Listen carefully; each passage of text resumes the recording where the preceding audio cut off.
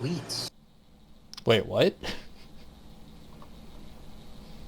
Hello? Excuse me? How many tweets? Oh, it got really quiet. No, your volume quality is way better, though. No, sorry, your audio quality.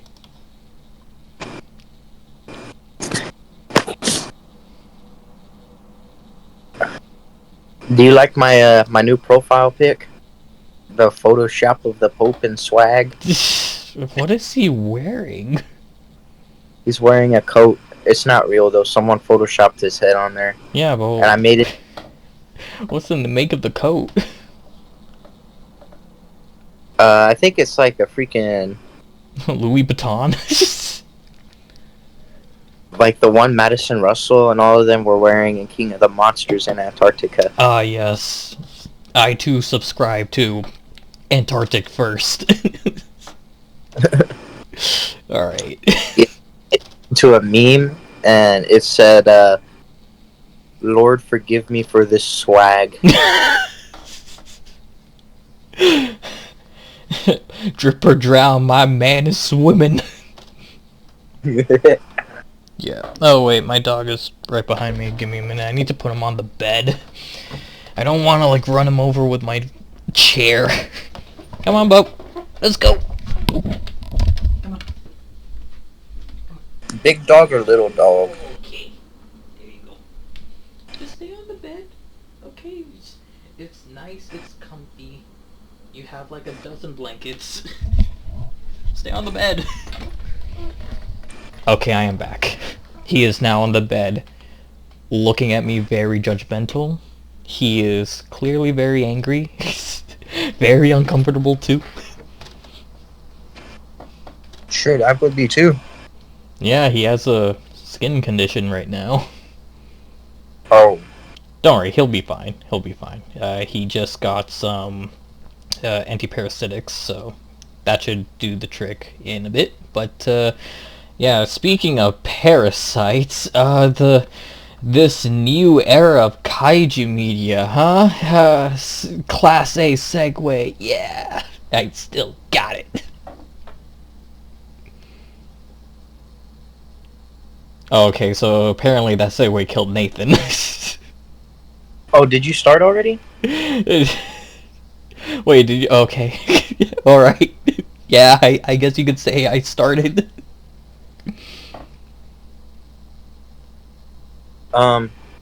Yeah, it's like It's the so-called kaiju renaissance everyone was talking about 10 years ago. Only now it's actually happening. I mean, like, low-key, it's kind of insane the year we got.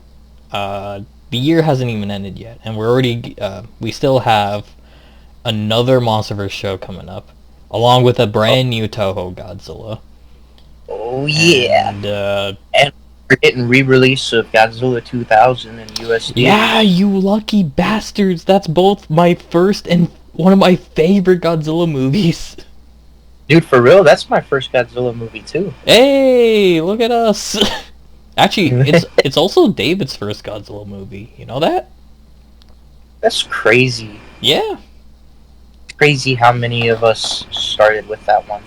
Yeah, I mean, granted, it was like one of the only Toho Godzilla movies that actually played on the television for us. I know for me, I'm not sure about you guys though, because you have like Comet that showcases almost every single Godzilla movie in like the Showa era and the Heisei era. Meanwhile, up here we had the one channel that showed most of the Heisei films after Biollante. Oh, so you and David are the target audience, kind of like whenever they made that ad for that nuclear facility. Yeah, that's what I'm. It's so okay. So for anyone who's watching, so me and David, we live in the province known as Ontario, and Ontario is pushing for a nuclear power plant, and in this commercial they have the Godzilla 2021 model on there. The Godzilla vs. Kong one. It's like, movies have nuclear power. All wrong. And it's so ironic they use Godzilla because he's supposed to be a metaphor for that nuclear power. Oh no! But yeah, I'm guessing they're really aiming for me and David's approval, I guess, and the 2 other Godzilla fans that live in this province.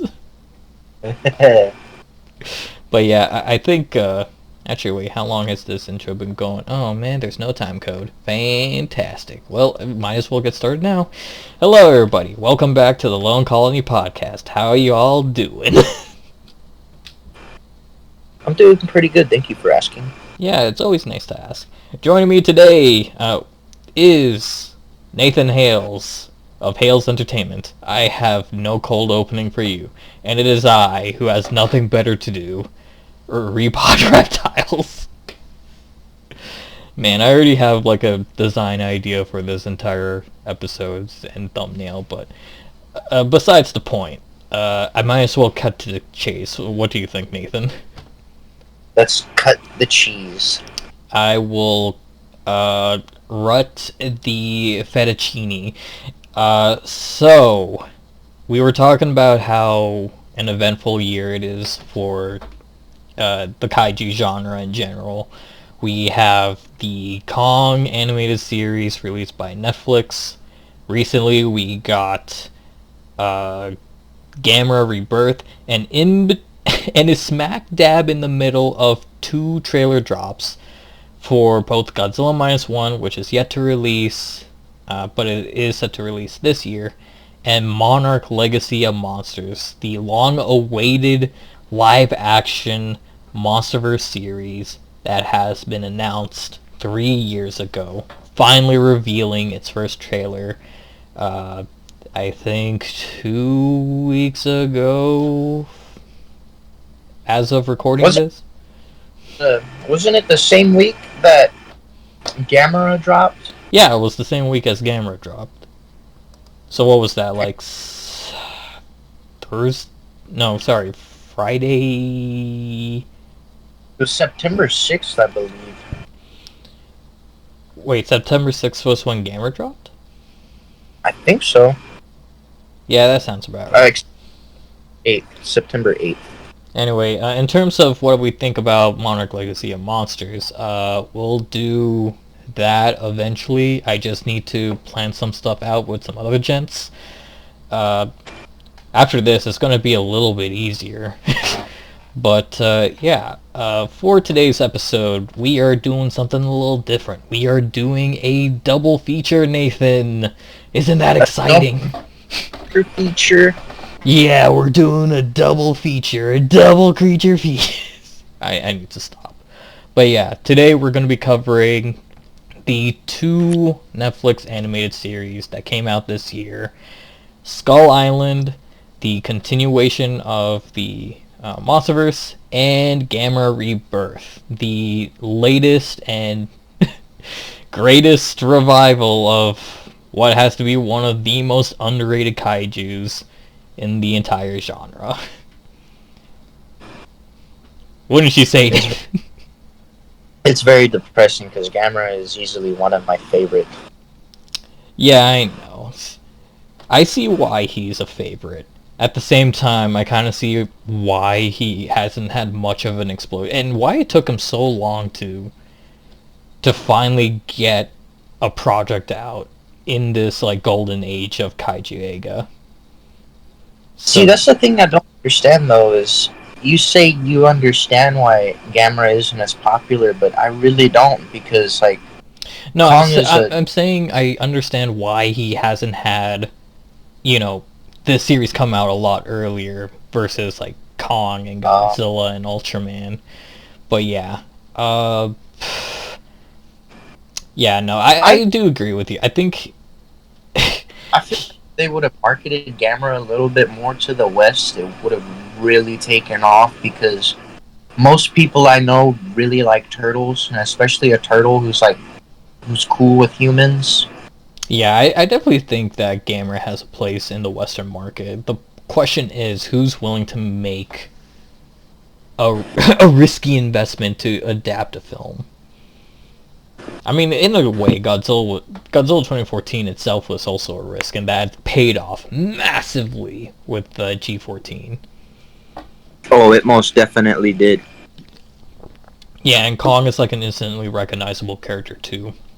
He's also going to print some money as well. So, but yeah, today we're covering the 2 animated series, Skull Island and Gamera Rebirth.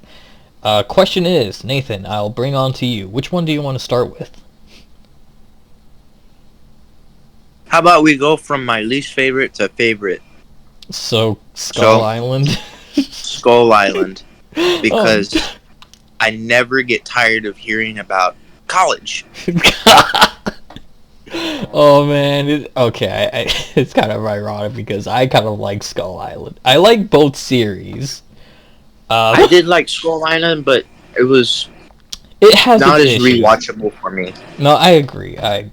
Now, let me ask you another question for Skull Island.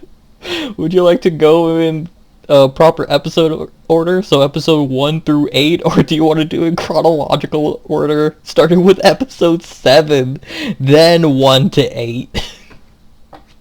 I don't think my brain can handle that. Let's just do 1 to 8. Alright, that sounds good. Okay, let me rack my brain up. Unless you want to do 7. I'm okay with either or, dude. I just wanted to know your preference. I'm just saying there were options. Let's save the best for later on, because I will say this series does progressively get better. Yeah. I hear like episode 7 is regarded as everyone's favorite, a lot of people's favorite episode, and I see why, but yeah, you're... Because I brought... Does my audio sound bad or what? It's a little crispy, not gonna lie. But how about now? I turned off my AC. How does it sound now? Still crispy, but you can hear me fine, right? Fine is not really the word I'd go for. It'd be more like, I can at least hear you now. Okay. Actually, wait. Alright. So, yeah. Good thing we decided to do... Yeah. Good thing we decided to do this much later than the day we actually did it, because we got some news. Yeah, we did.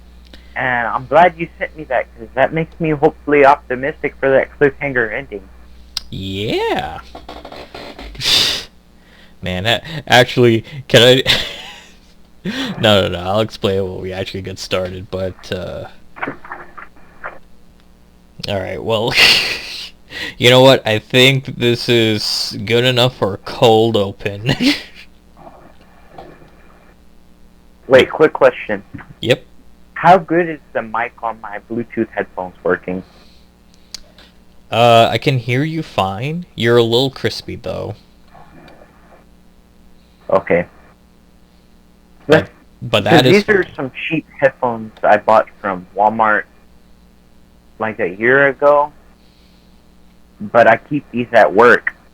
This is what I use to like listen to Godzilla videos or listen to music or like fringe paleontology theories because it's kind of hilarious to listen to some of those. Yeah. Have you listened to some of those fringe paleontology theories? Yeah, I've seen some of them. I was listening to the iceberg. I think I sent you that. Yeah, I've seen it. Yeah. Fringe paleontology theory iceberg. Most of it is like Christian fundamentalist, unscientific theories that make absolutely no sense. And then others are like disproving species, right? What was that? But some of them are just like correcting certain species, right? Like Troodon and Nanotyrannus. Yeah, that's how I found out that Troodon wasn't even a actual species of dinosaurs.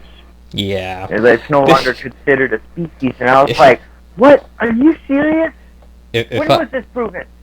If I had a friend every time they said their favorite dinosaur was Troodon, and I had to like break or reassure the news that it's not a dinosaur anymore. I'd have 2 nickels. I'd have like people who are. No, sorry, you go. I was gonna say it's like those people who are super into astronomy and they say their favorite planet is Pluto. Oh no! Okay. I think this is a good cold open. We're supposed to be talking about a show with a giant monkey and another show with a giant turtle. Instead, we're talking about French paleontology. Nah, let's talk about Monster Island, buddies. Monster Island or Skull Island? Trying to take Skull Island, buddies. Another great alternative title for Skull Island. Oh no. Alright. I think we should get started. Wait, quick question. Yeah? Is Skull Island the monster versus Monster Island? I don't know. Because I think in like the Toho films, Kong had his own island. It wasn't necessarily Monsterland or Monster Island. Yeah. It was another island. It was not Skull Island, I think, but I don't know. Skull Island could be the Monster versus Monster Island, but I guess that wouldn't make sense because now the island's gone because of the storm and GBK.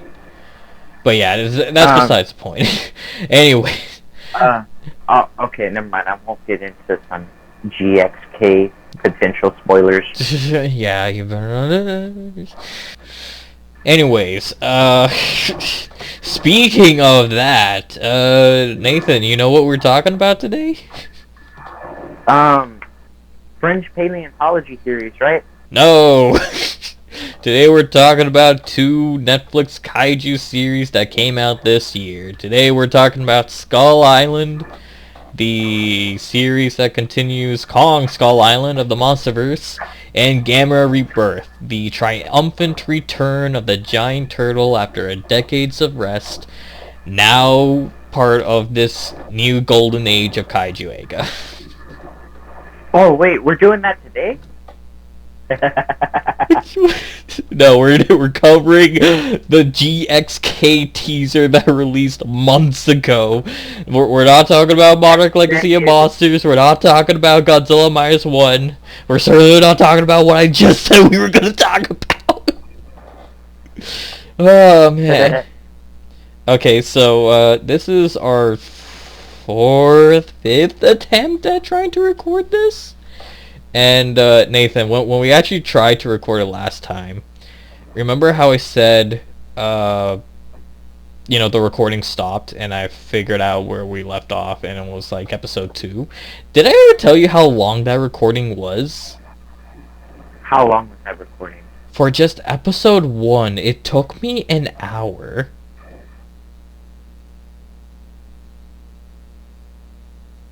Yeah, yeah, I agree. Flashback. Yeah. You're giving me flashbacks, though. Yeah, alright, so... I remember whenever we were talking, and then you're just like, oh no. I was like, what? What happened? And then you're like, it quit recording. I was like, when? After episode 1. And I was just like, no. Bruh. No. Yeah, so to avoid that, I'm gonna give myself a timer because I think taking 1 hour to cover one episode, given the fact that this series is 8 episodes long, I'd rather not this podcast be 8 episodes. So for both Gamera and Kong, I'm gonna give myself an hour each to explain the entire season of their respective series. So I have a timer here. As soon as it goes off, I'm gonna either try and explain as much as I can in the time given, or so like a speed run, like where we cover the more important topics of each episode. Yes. And then we give our overall thoughts at the end. Yeah, I got myself like bulletin points for each series. So what we'll do is this. We will cover each series within an hour, and then at the end of it, we'll give our like general thoughts of the series, like the season itself. We won't delve into theories and all that. And then once we're done the second series, we'll start talking about general discussion about both of them and where both series might be able to go, and do some speculation and all that. And also talk about the recent news from, oh dear, what was his name? Brian Duffield, yes. Regarding season 2 of Shenanigans, but yeah. So the infamous Hollywood creator that everyone knows. Why is he infamous? Why are they infamous? I have no idea. Bruh. I was just running with it. Okay, alright. I was just running with it. Yeah, I guess so. Alright, so without further ado, let's get started with Skull Island. Yeah, let's go for it. I'm just gonna start the timer now. Okay, 1 hour on the clock. Alright, so the series opens with all we see is just this young girl running away from these old ass mercenaries trying to catch her for some reason. And nothing creepy about a bunch of old men chasing after a little girl. I mean, there were women in there too. The team was progressive.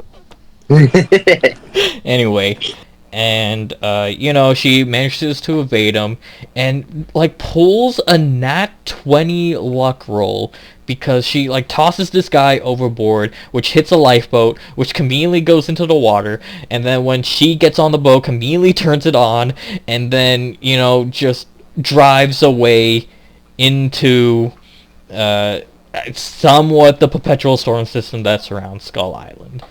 And can I interject something real quick? Yeah, sure. What is it? So I think we're assuming too little about her. How do we know she wasn't trained by the Continental from the John Wick universe? I mean, I'll tell you why in a bit, but I don't know. Valid point. Anyway, as she drives off, we are introduced to the title of the series, that being Skull Island. Now, I'm just going to go on a bit of a tangent. I think the series being called Skull Island is more of a detriment to the series itself. Because let me tell you a bit of a story. The title Skull Island, I think this is a real detriment to the series because once upon a time, the day before the series came out,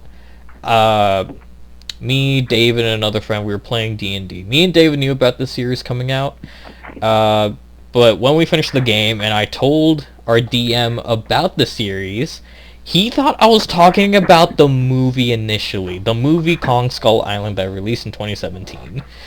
I think in terms of alternate titles, this could have been anything like Tales of Skull Island, Legends of Skull Island. Or, to line up with the new Monarch series, it could have been called Monarch Skull Island. However, I think Which I think is a much better title. Yeah, I think it just brings more, like, connectivity with the entire Monsterverse. So that would have been nice. But yeah, I like this series, trust me, but it should not have been called just Skull Island. It just caused a lot of confusion, and, I think the reason why it didn't do so well initially is because of its title. But anyway, on another boat, we meet up with some of our main characters. Charlie, Mike, Cap, who's Charlie's dad, and Hero, who's Mike's dad. Hero. Yes, Hero. Low-key, actually, you know what? I take that back. Cap is more informed with the Titans. Anyway. Sarazawa cigarette? Zigra.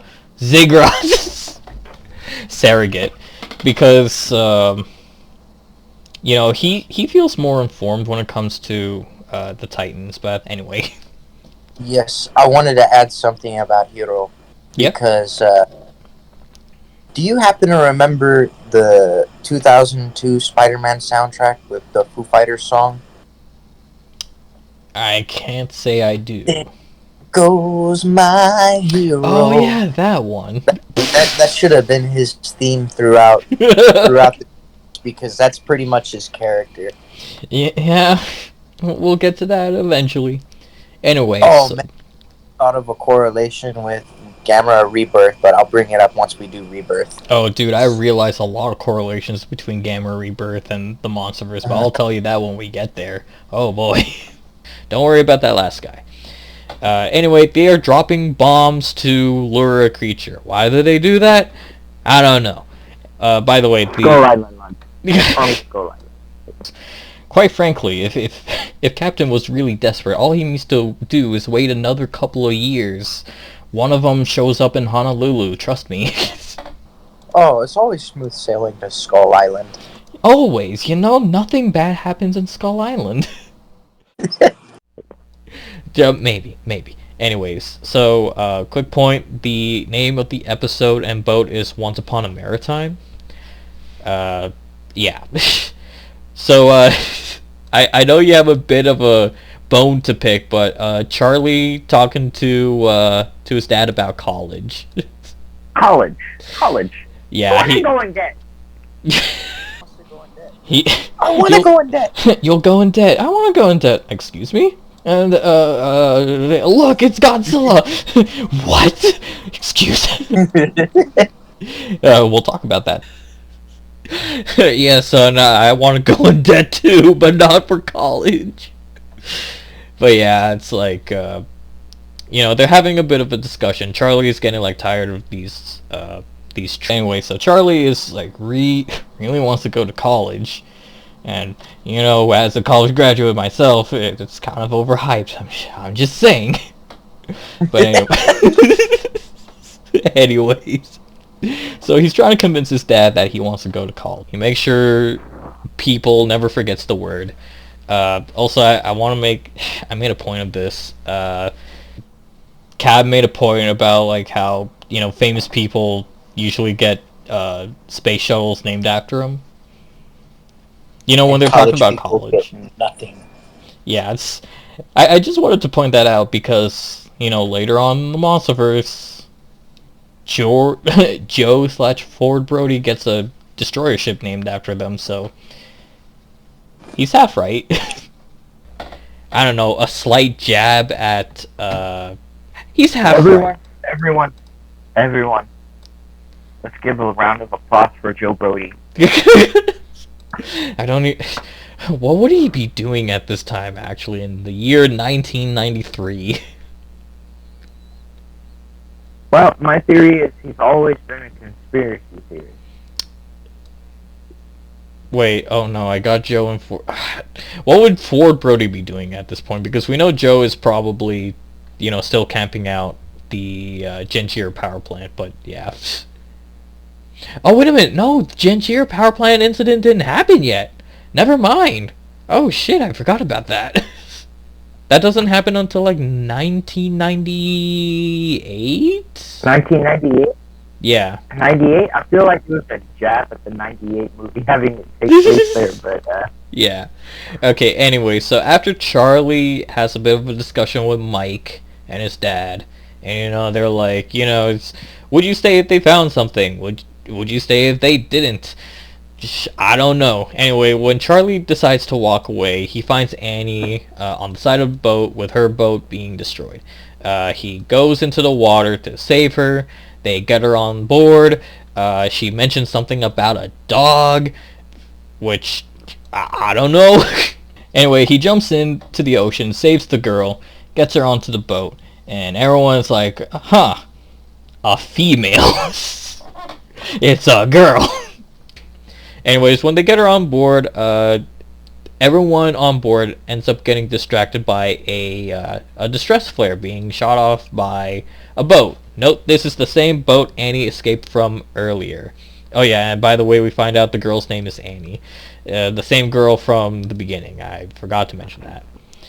So yeah, so Annie starts talking about how she escaped off a boat because some people captured her. And then she ended up on this boat. She doesn't explain what happened to her lifeboat just yet. It isn't until everyone kind of leaves the room where she's like, so what are you guys doing out here? And then Charlie said, oh yeah, we're just dropping bombs in the oceans trying to find cryptids. And then Annie's like, oh, what are you doing? You're gonna bring it back. Bring what back? Godzilla! Wait a minute. Anyways, while they're looking at this flare and the boat it came from, and then suddenly the ship just disappears, which is kind of bad. That's so weird. The ship just... It's gone! I wonder what happened to that ship in this series about giant monsters. It was Godzilla, remember in 1954 whenever the ship started disappearing? Anyway, so the folks on the other ship sent some more men to get... Okay, I just need to say something. It's like, this episode, just trying to recollect what happens, it's so messy. So much happens, and we're not even done the episode. This could have been like 3 episodes in on its own. Anyways, but 2 guys from that boat, the first boat, the same boat that shot the flare, comes onto their boat and one of them tries to take Annie back while the other one gets swept away by something. We don't know what yet. Something under the water. Yeah, that works. So yeah, the guy that ends up like confronting Annie gets knocked out, and in the process of getting knocked out, Annie accidentally destroys the radio, but I don't think that matters because soon after that, the guy wakes up, the assailant is like, okay, listen, guys, gentlemen, people, girl in corner, let's all just get off of this boat and go to my boat. Your boat is missing. What? And as soon as that happens, assailant number 1 also gets taken by the giant monster in Skull Island, the series. And, in the kerfuffle, the crew of the Once Upon a Maritime is taken out, but not before killing Mike's dad, Hero. He was truly a hero. There goes my hero. Watch him as he goes. I mean, Watch him as he goes. And he goes. Yeah, man, he's gonna go from 6 foot to 3 centimeters real quick. You wanna know what his trick is? He just gets fucking squashed trying to save Mike. He went from what, 5'8", 5'11" to 3 centimeters. How to lose height fast. Step 1. Get squished. Step 2, profit. Anyway, so, Hero dies. The crew gets, taken as well. Mike gets zapped by one of the tentacles when he tries to fight it. Also, I want to just make another note. So Annie's handcuffs, she isn't able to like break out of them, but Mike throws the spear, the tentacle monster catches the spear, then tosses the spear back, and then Annie uses the spear to break the handcuffs. And I'm over here is like, man, that's a shitty pair of handcuffs. To cut it off with a spear, a offshore exploratory spear, I guess. Man, as a welder, metal doesn't work that way. Yeah, that's what I was thinking. I don't care how sharp your spear is. Dude, I don't even think Harpoon, whatever.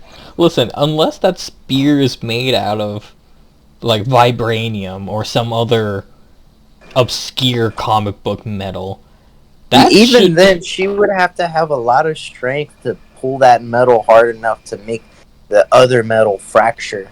Yeah, and it's like, listen, I'm not like throwing any doubts out there, but you know, the spear didn't like go too deep into the hull of the ship, and she like pulled back with all of her might, but that spear was not moving. Like, I don't know. I think they could have had her like break out of the handcuffs in a number of other ways. You know what? We're being too nitpicky in a universe where giant creatures defy the square cube laws. You know what? Yeah, I was about to say the monsterverse probably exists in a world where Earth's gravity is light enough where it can support the monsters, but that but means also could be enough to keep us down, grounded.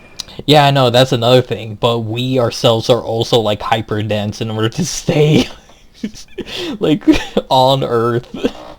Anyway, and in the process of all this, Annie tells Charlie to swim to her island, which we assume is Skull Island, but we'll get to that in a bit.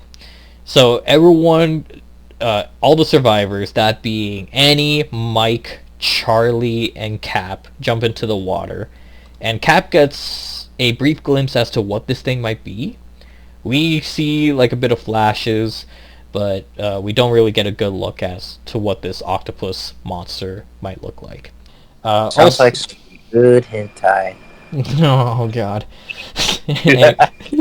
Anyways, so Cap manages to escape the net that he fell into. Forgot to mention that. Again, a lot happened in this episode, but Annie manages to save him.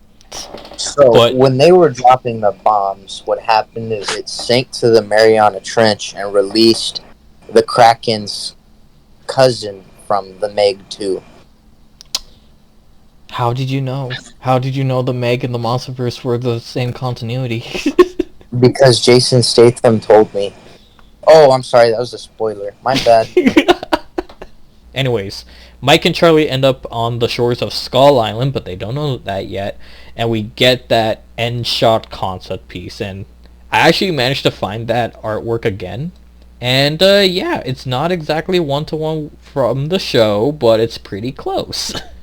And that was the end of episode 1. Let's have a round of applause for the team at Legendary. We have 7 more episodes to go. Any questions? Because that's the end of episode 1, and it took me 10 minutes to explain all that. I think we're making good time, bud. I have one question. Yes? Is this canon to the Clash of the Titans universe? No. Actually, you know what? I take that back. There's no evidence to prove or deny the possibility that Clash of the Titans and the Monsterverse don't take place in the same cinematic universe. I'm just saying. Because Warner Brothers. Monsterverse is primarily Legendary, but Warner is distributing it, so I mean, they did allow that Monsterverse DC crossover, so maybe. Alright. So, this brings us to episode 2, which starts with a flashback on how Mike and his dad got the map to Skull Island. Obtain a map from a old GI who was on the original Skull Island expedition back in Kong Skull Island, the 2017 movie. Sorry, I just have to emphasize. Anyways, so he goes, you better not go on that island or you go die. And then Hero and Mike are like, well, take our chances. And, we get a GI character who's not a prevalent character in Skull Island. He was just on the boat.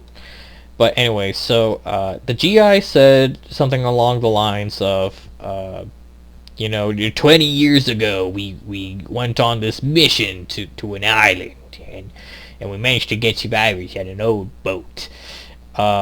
Now, if we're doing the map correctly, so the GI said that the events of the Skull Island movie happened 20 years ago. So if he is to be exact, that means the events of the Skull Island animated series takes place roughly in the year 1993.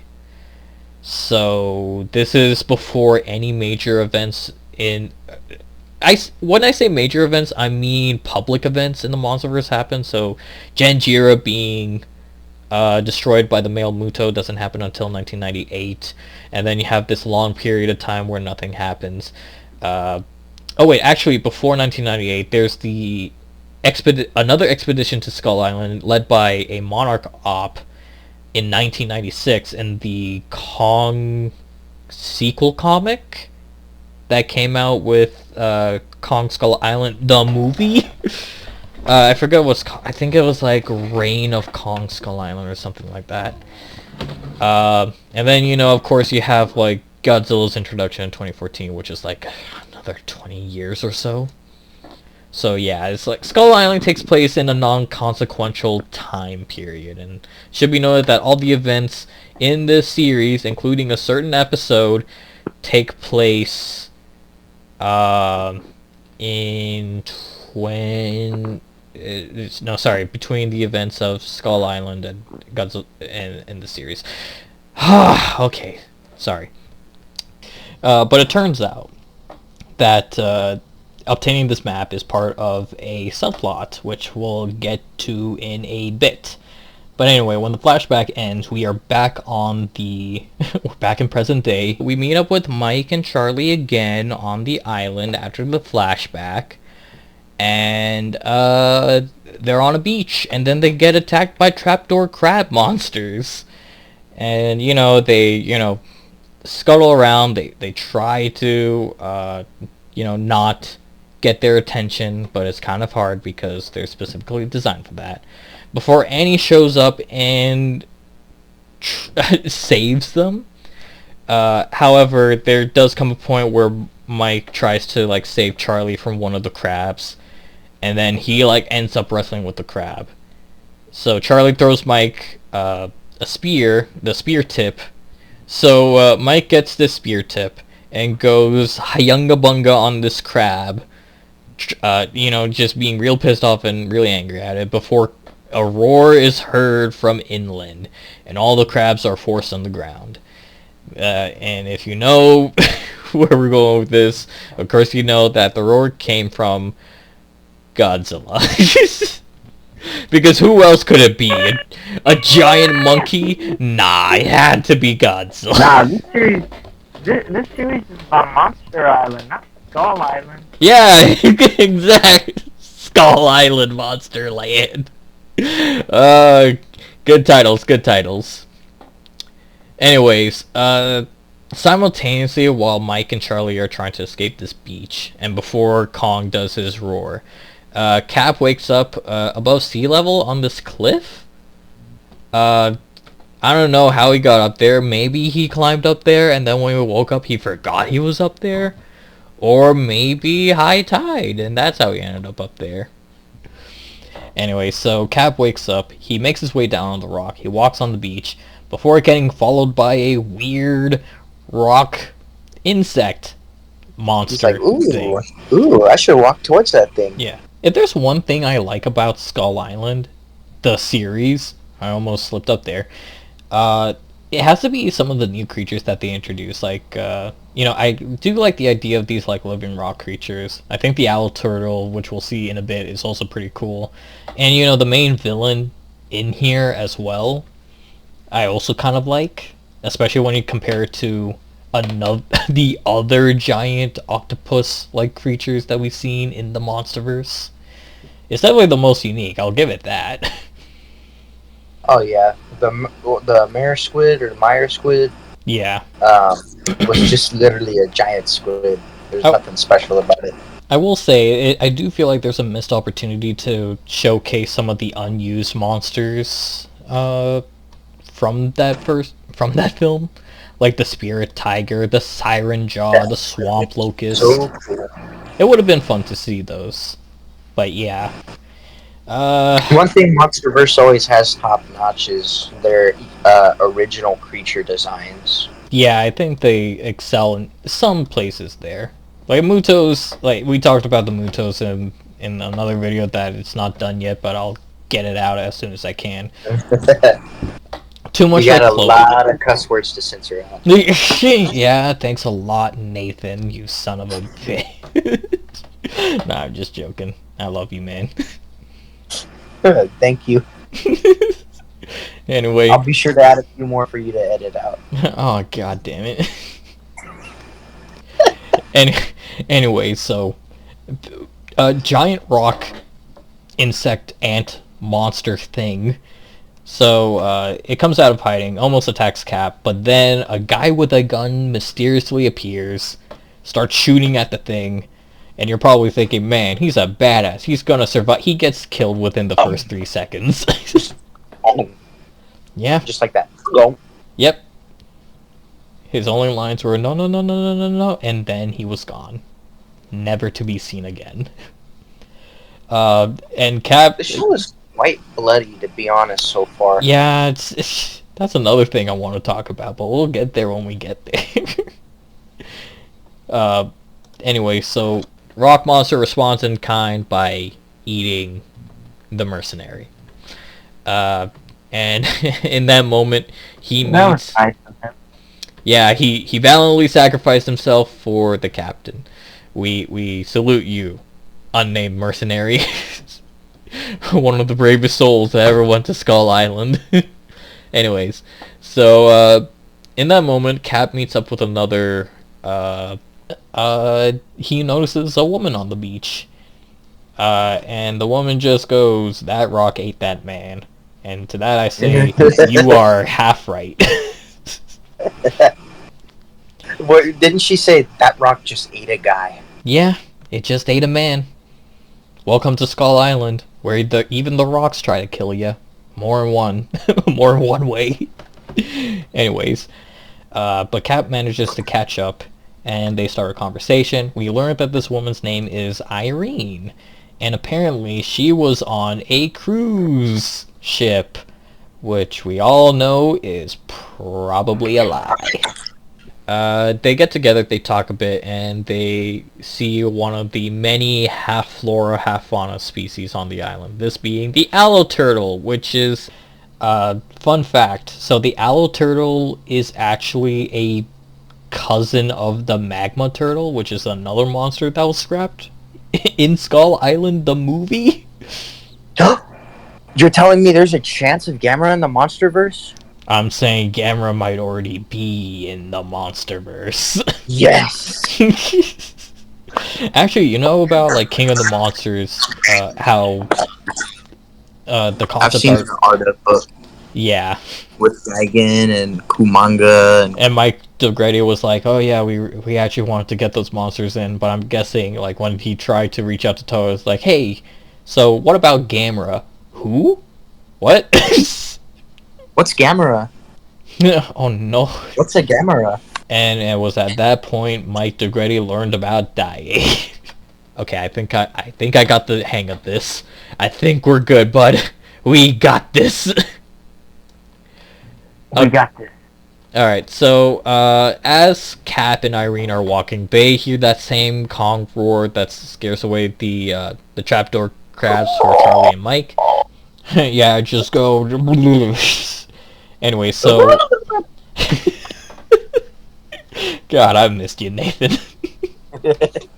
Anyways, and they're like, oh good, more monsters, fantastic. And they continue down into the jungle before they find another group of mercenaries, and this is when Cap realizes, okay, listen, let's not play dumb. I know these mercenaries are with you. All I ask is you help me find my boy, Charlie, and I'll help you find the girl, whose name is Amy. Okay. And yeah, they kind of have a mutual agreement. So yeah, I will say it's kind of refreshing that who would have been a obvious villain for the series ends up being more of an ally than anything else. However, her group does continue to be perceived as a threat through like Charlie and Mike's eyes, so that's something else. But yeah, what about you? What do you think, Nathan? That rock just ate a guy. Yeah, that rock just ate a man. Riveting commentaries. Oh, excuse me. So sorry. Yeah, this is that time of commentary. Little bit, yeah. We haven't even gotten to some of the more questionable dialogue in the series, but yeah. Anyways, Annie, back with Annie, Charlie, and Mike. Annie reveals that. Okay, so I should probably mention something. So as Mike, Charlie, and Annie are walking, Charlie just starts playing 20 questions with Annie, wanting to know everything about this island. And then Annie reveals that this is not her island that she mentioned earlier. She was never marooned on Skull Island. So to quote Udesky from Jurassic Park 3, there's 2 islands with monsters on them, I guess? There's 2 islands with monsters on them. Must be Monster Island, right? Maybe. It's like only 20 miles away from Skull Island. But I don't know, man. I don't know. Maybe it appeared between the events of Skull Island and... There it is again. Skull Island the movie and Skull Island the anime series. I don't know. Anyway, it would have been like 10 years ago though. God. Okay, so yeah, anyways, as they continue walking and talking, Annie disappears before Charlie and Mike are confronted with 2 mercenaries. You know, they're exchanging words as like, where's the girl, where's my dad, who's your dad, etc. Then Annie attacks one of the mercenaries with the spear tip from before, even though they didn't... You know what? Nah, they did provoke him. Fuck them. Fuck those mercs. Anyways, she injures one of them with a spear while attempting to choke the other with a vine. But then the fight stops when everyone hears something. Annie starts getting excited and she starts howling before a giant dog monster appears. And, you know, the dog monster takes down the 2 mercs. Doesn't kill them, just, you know, knocks them over, I guess. Before running to Annie and then tossing her in the air, seemingly killing her. And that forces Mike and Charlie to run away. Secret Joestar technique. Gotta love it. And Charlie, in a panic, is like, no, Annie. She really wanted to die. Yeah. Good times. I mean, we say she really wanted to die, but we already know what's happened. Yeah, I remember the first time I watched it, their reaction. Oh, man. Actually, I think I enjoy this series more talking about it. Yeah. Anyways, they get caught by one of the mercs, the one that was uninjured. Before they stop their fight again because they hear the same noise again and hide in a bush. And then there's this weird moment where there's this needless dialogue between the 3 where Charlie and Mike kind of realize, oh, that giant dog monster is her dog that she mentioned in episode 1. Kept talking about her dog. It's like, I can't find my dog, but he can swim. I promise. I mean, listen, if your dog can, like, swim 20 miles between one island to another, it's like, give that dog a medal. God damn. What about the little doggy in the Meg? Where's her medal? Come on, Warner Bros. Give her that medal. You're slacking. God, you're slacking. What's wrong with you? Anyway, and it was at this point where we discovered that that thing, the giant monster that weighs, I don't know, 250 pounds probably. No, sorry, 2,500 pounds. Sorry, I forgot. I was about to say that I forgot to add another 0 there. I only weigh like 30 pounds less than 250, so... Yeah. Anyways, so if they... Are you calling me fat? I'm sorry, Nathan. I forgot another 0. Please forgive me, my friend. Anyways, I don't know, man. I think given what we're about to see next, this dialogue seems kind of pointless. What do you think? I think this is some freaking Godfather type writing. I don't know why you're talking about so much dialogue. You know what, beautiful? I love it when a story tells me what I need to know instead of showing me. Anyways, I say this is needless because of what's going to happen in a couple of sequences from now. But anyway, so they hear another noise, so the three of them run to a river. However, before they can do anything, the merc gets killed by a giant bipedal crocodile monster, which is... Oh my god, it's Mark Zuckerberg. Oh, it is? Yeah, reptoid. Reptilian. I just assumed it was, I thought it was Baby Godzilla. Oh my god, what if it is Baby Godzilla? Oh god. Godzilla has a whole other reason to fight Kong now. He ate his son.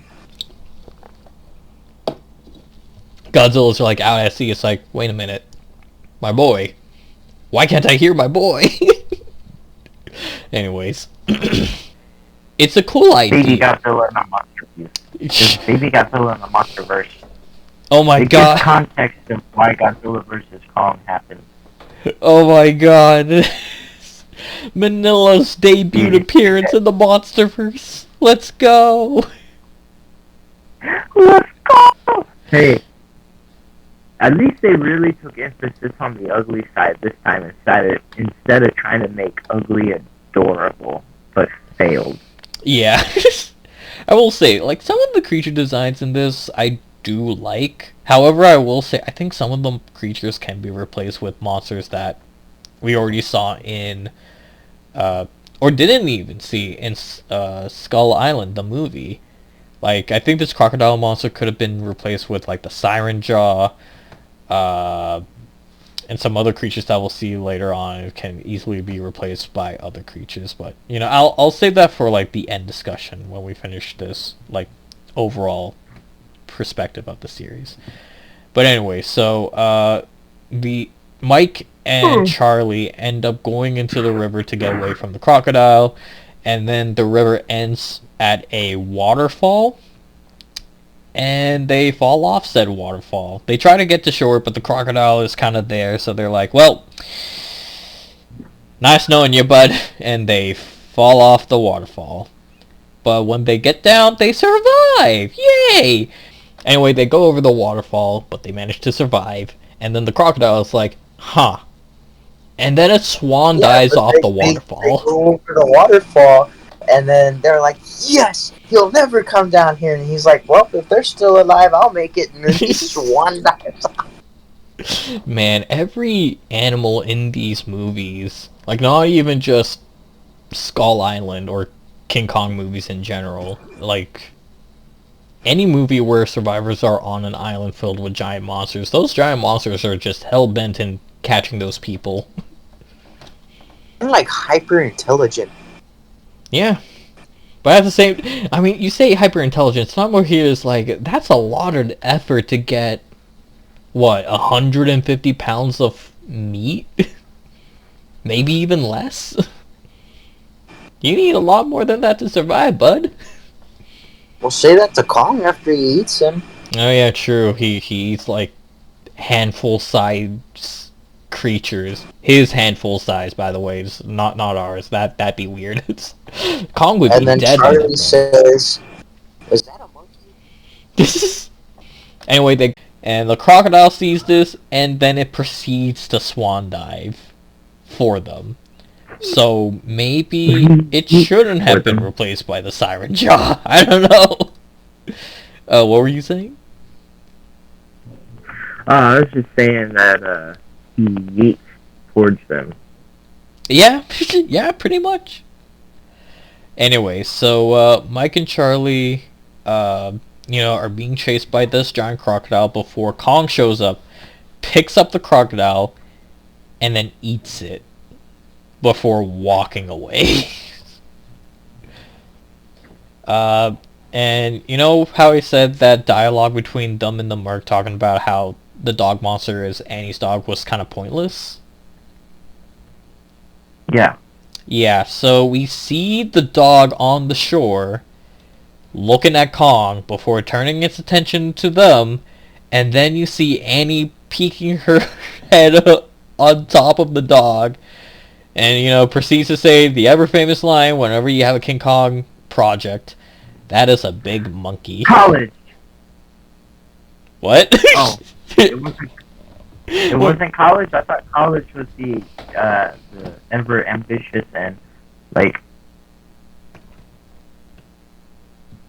Never mind. I'm just gonna sit in the corner. Listen, Nathan, you're not half wrong, but at the same time, that's not Annie's line. That's Charlie's. Anyway, low-key disaster, but you know what? We'll keep at it. We'll keep at it.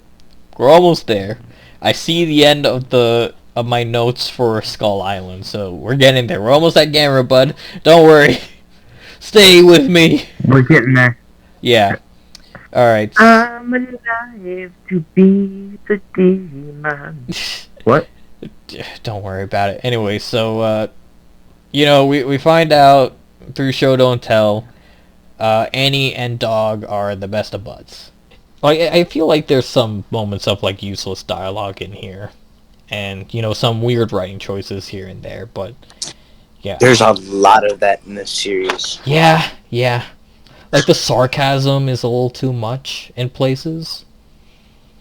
Like, when the one mercenary is like, oh, you're hoping that the monster and the girl have your have your high school yearbook and know you by name, therefore they can identify you. And even if that is the case, it's not like they have a radio to hear you with. That's way later on, but I gotta get that off my chest. Like, goddamn. You still with me, Nathan? You still enjoying this serious discussion? I am. I'm just thinking about a lot of Charlie's dialogue in this show. It's not just Charlie. I think a good number of characters here just, you know, they say things that they don't need to. I'm just saying. And, you know, like... Irene, Annie... I think Irene and Annie probably have the... Okay, so Irene, Annie, Cap, and I guess Mike probably have the most competent dialogue throughout the series, I'd say. I don't know, Irene, just like, she'll be talking about something and then just talk about something completely unnecessary, kind of like what we're doing right now.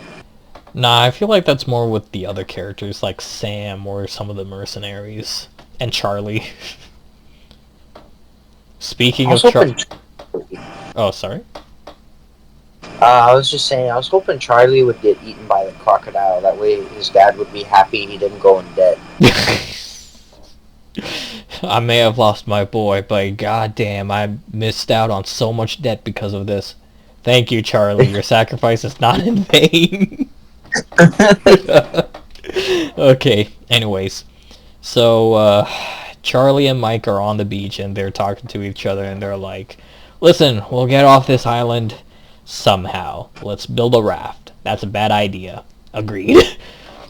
And as they're talking, both Annie and Doc get kind of bored and just, you know, wander off. With them knowing, by the way, with them knowing.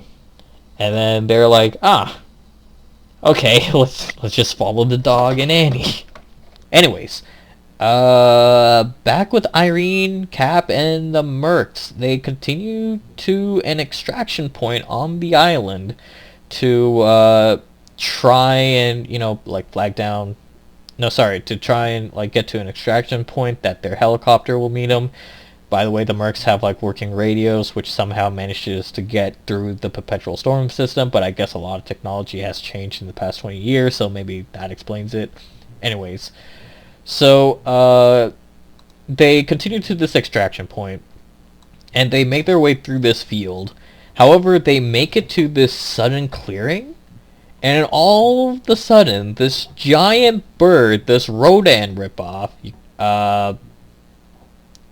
swoops down and steals the guy who was injured by Annie via spear, and is never seen again. So they're like, well, Never ever. never ever. He is gone. A true hero, a true patriot in this series. Gone for good. Forever.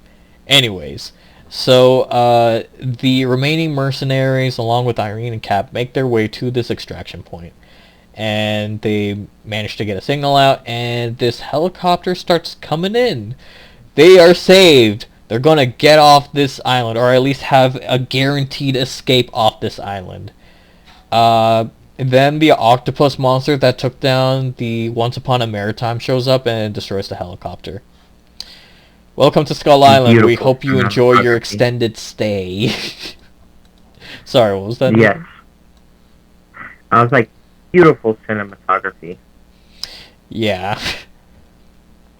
Actually, didn't you have a point about the animation here? I remember you... Yes, I did.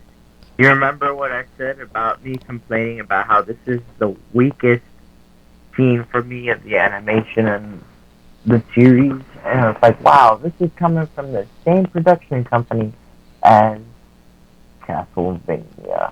You know or what? the animation studio. You know what? I mean, You know what? Remind me of that, because I think I have a bit of a tangent when it came to how people advertised this series before it ever really started advertising. But yeah. We return to Mike, Charlie, and Annie. Oh yeah, I should probably mention, the mercenaries have this tracking device on Annie's handcuffs. This is explained later on, but yeah. In this that episode... technology did this in 1990 whatever. 1993. I might have. I don't know. 1990? I wouldn't say it was as micro as it was, but yeah, I think like throughout this one episode, they're like, I got the tracker working, and then Cap was like, but what are you tracking? Peculiar. But yeah, it's like revealed very subtly that they're tracking Annie via handcuffs, and you know that Isn't is that tracking explained. Kong? No, they're... wait. Wait. No, they're not tracking Kong. Anyways, we get to the next episode. Simple progress report. Mike's wound from the boat earlier, you know, when we got zapped, is getting worse. And I'm just gonna do some simple math for everyone. An open wound that was exposed to seawater plus humid jungle environment equals one nasty ass infection, my dude. Why do you feel the need to cover it up? I have a fatal wound. Let me keep it secret until it's important for the plot. Yeah, you know what? I agree with you on that. Like, it sure is 1993, boys will be boys, but goddamn, dude. Congratulations, you contracted gangrene in your chest. Proceed to die. This isn't the fault of the writers, by the way. This is just mainly a character critique. Mike, if you keep doing this, bud, you're gonna die sooner than later, especially on Skull Island, where any pin or prick that you feel can possibly be a step closer to your death. I'm just saying, alright? We have Brazilian wandering spiders. We have black widows. Just don't trust anything on Skull Island, is all I'm saying. Yeah, you gotta watch when you're walking through the forest, because any second you can get impaled by the mother longlegs. Yeah, that's another creature that could have showed up in this series. But anyway, so yeah, episode opens up with Annie insisting on getting some breakfast, and she uses the boys as bait to lure out a giant dodo, which, coincidentally enough, appears in the Skull Island tabletop game. Another Skull Island in there. The Skull Island tabletop game, which features other creatures that are canon to the Monsterverse, like the Magma Turtle, Skullcrawler, etc. Death Jackals. But they also have some new ones, such as the Giant Dodo, for example. So, and coincidentally enough, the giant dodo in this series and the giant dodo in the tabletop game are actually one for one. They're practically almost exactly the same design. Now, That scene was in poor taste, killing an extinct species in a show. I mean, maybe it's beautiful commentary on our on us fiddling with nature. Mmm. They did want breakfast, though. Yeah. Fuck that bird, I guess. Fuck that bird. Back to extinction. Yeah. Anyways, I'm gonna say this right now. I think episode 4 is probably, at the very least, the most non-eventful episode, and personally, probably my least favorite episode in the entire season. Mainly because I feel like I would agree. Yeah, mainly because the majority of the show revolves around the kids being stuck in this hole, while the Mercs and Irene more or less meander or get in position before they pull off this grand plan to lure Dog and Annie to a choke point, pretty much. But yeah, so a couple of things of note. Thing number one, why does Mike not want the survivalist of the group to do her thing? And by that I mean, won't allow her to fight the ant? Yeah, so the bug hole that they're trapped in, there's like a giant ant in there. Like, why? Why? You know she can survive. She... She's doing the thing right now. She's doing things that you're not doing, like fighting mercenaries and surviving on this island of monsters. Why would you not want her to fight this ant? Just let her do it. Come on, man. And another thing to point out is we get some backstory for Cap when he's with the mercenaries. He talks about how back in the day before Charlie was ever born, how he saw something out there in the water. Now, initially watching the series, a lot of people thought what he saw might have been Godzilla because it was a blue glow. The way he described it would be in line with the King of the Monsters. However, the main writer, the main creator, Brian Duffield, confirmed on Twitter that it was not Godzilla that he saw, but it's another Titan. Probably. If I had a...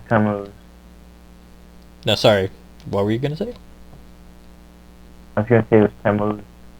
How do you say it? Tammuz? It starts with a T. Oh, Tiamat?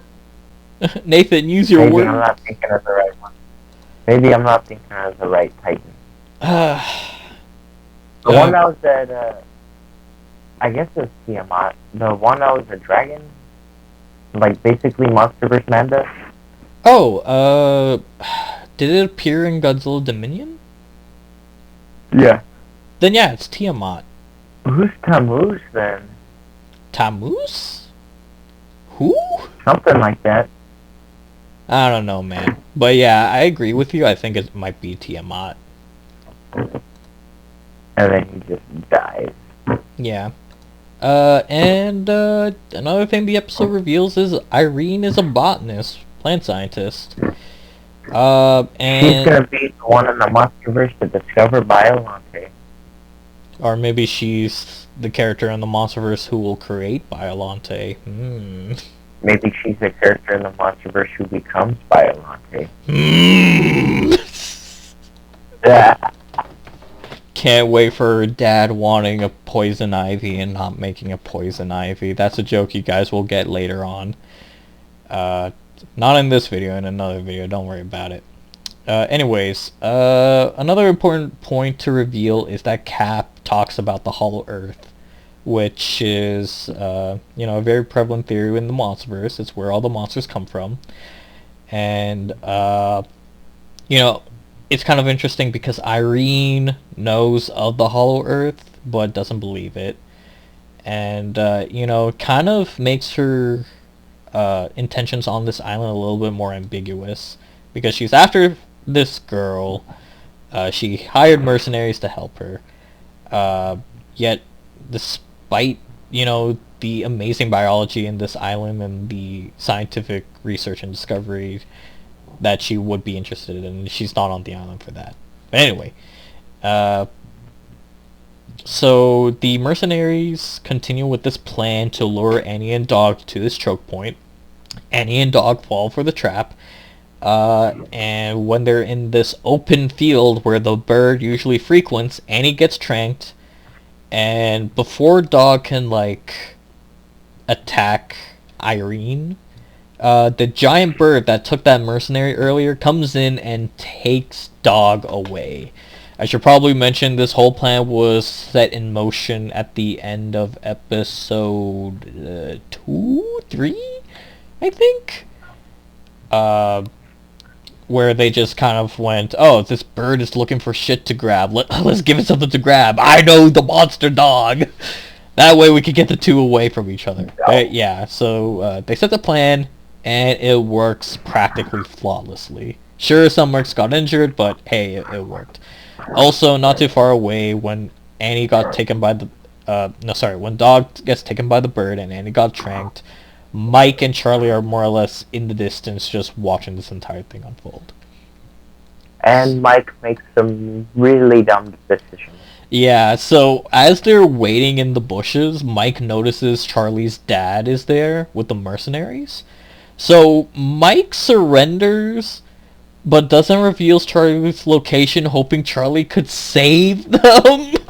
He mentions this to Cap when he, walks up to him and is like, don't worry, Charlie is safe, but can't tell him where he is because he'll save us. I guarantee you. I was like, what is this? Is he safe, though?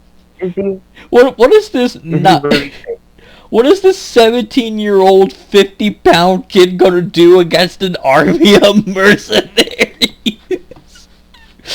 Oh my god. Listen, I'll give Mike the benefit of the doubt, alright? He's injured, he's envenomated, which we'll find out later on, and he's probably suffering from, like, every possible terrible bacteria dialed up to 100 that you could get on Skull Island and any other generic forest. Not only that, but, like, just being malnourished. Oh, wait, no, they ate a dodo, never mind. Heat exhaustion... Yeah, I know. My boy is having, like, the full cavalcade of not good happening to him on this island. So, yeah. So, he leaves everything to Charlie. Oh, wait, hold on, my phone turned off. Oh, thank God. Okay, so we got 20 minutes. Hoping that Charlie will find a way to figure things out. Meanwhile, we have Charlie trying to figure things out. Alright, excuse me. So while Charlie's trying to figure out a way to save Cap, Mike, and Annie, he gets spooked when he notices he's not alone. He spots an inhabitant of the island wearing a gorilla mask. And the masked... I don't know if you could call them an assailant, but they do run at Charlie. So this person with the mask runs at Charlie and, manages to scare him into the open. And before what happens next happens, the assailant, like, does a salute to Charlie? Have a nice flight, pretty much. Because before Charlie can... Have a nice flight. Because before Charlie can realize what's about to happen, the big bird returns and steals him like it did Dog. And for one, how fast is that bird flying? It's seriously rivaling Rodan in every aspect, I feel. This is what the MonsterVerse Rodan should have been. Yeah. No. He should have been Godzilla's... Oh, wait, we're not at that episode yet. Never mind. Don't worry. Keep my comments for later. We're almost there. Anyway, so, as Charlie has a lovely flight with this bird, great accommodations, 5-star rating, great first class, Cap reveals to Mike the situation that they're in with the mercs. And Mike feels even worse now because, he kind of feels responsible for killing his dad, for finding the map to Skull Island, all that. And, he makes he feels bad for thinking he made another bad decision in this tent with Annie, who's still knocked out from the tranquilizer, and Cap. Anyways, while that whole bonding session is happening, Charlie and Dog end up being on a sacrifice platform for Kong, pretty much. And just before Kong shows up, they manage to escape the platform. Yes, this series does have Kong. It just took us a bit to actually see him. So yeah, Nathan, I've been talking for a bit, but you mind telling me how this episode ends? Everybody just dies. No, man. The whale. He's just a dick, man. That freaking octopus titan is a dick. He likes throwing freaking whales across the island to piss off Kong. Yeah. Okay, so to make a point clear, the episode ends with both groups, Charlie and Dog, on one side of the island, while the mercenaries, Cap and Mike on the other side, see this random ass whale flying through the air before it lands in front of Kong's temple, and Kong does not take that lightly. By the way, on a note of what you said, why is it throwing whales? One of the mercenaries' working theory is that it's a dick, and all I have to say is valid assumption. Very, very valid assumption. Only a dick would kill whales. Yeah. Looking at you, research vessels. Godzilla. Looking at you, Godzilla Jr. from Godzilla vs. Destroyer. Listen, that wasn't his fault, okay? He was going through changes. See, when you reach a certain age... Godzilla Jr. was puberty. See, when you reach a certain age and your body goes through certain changes... you tend to kill whales, I guess. Okay, so this... That's funny. I didn't do that when I hit puberty. I didn't do that either. Maybe that's why we're weird. Alright, so this next episode have this... You kill your first whale. 0, because I've never done it. No, I was like... Because you know how I was making a puberty joke. I was like, son, I want you to kill your first whale.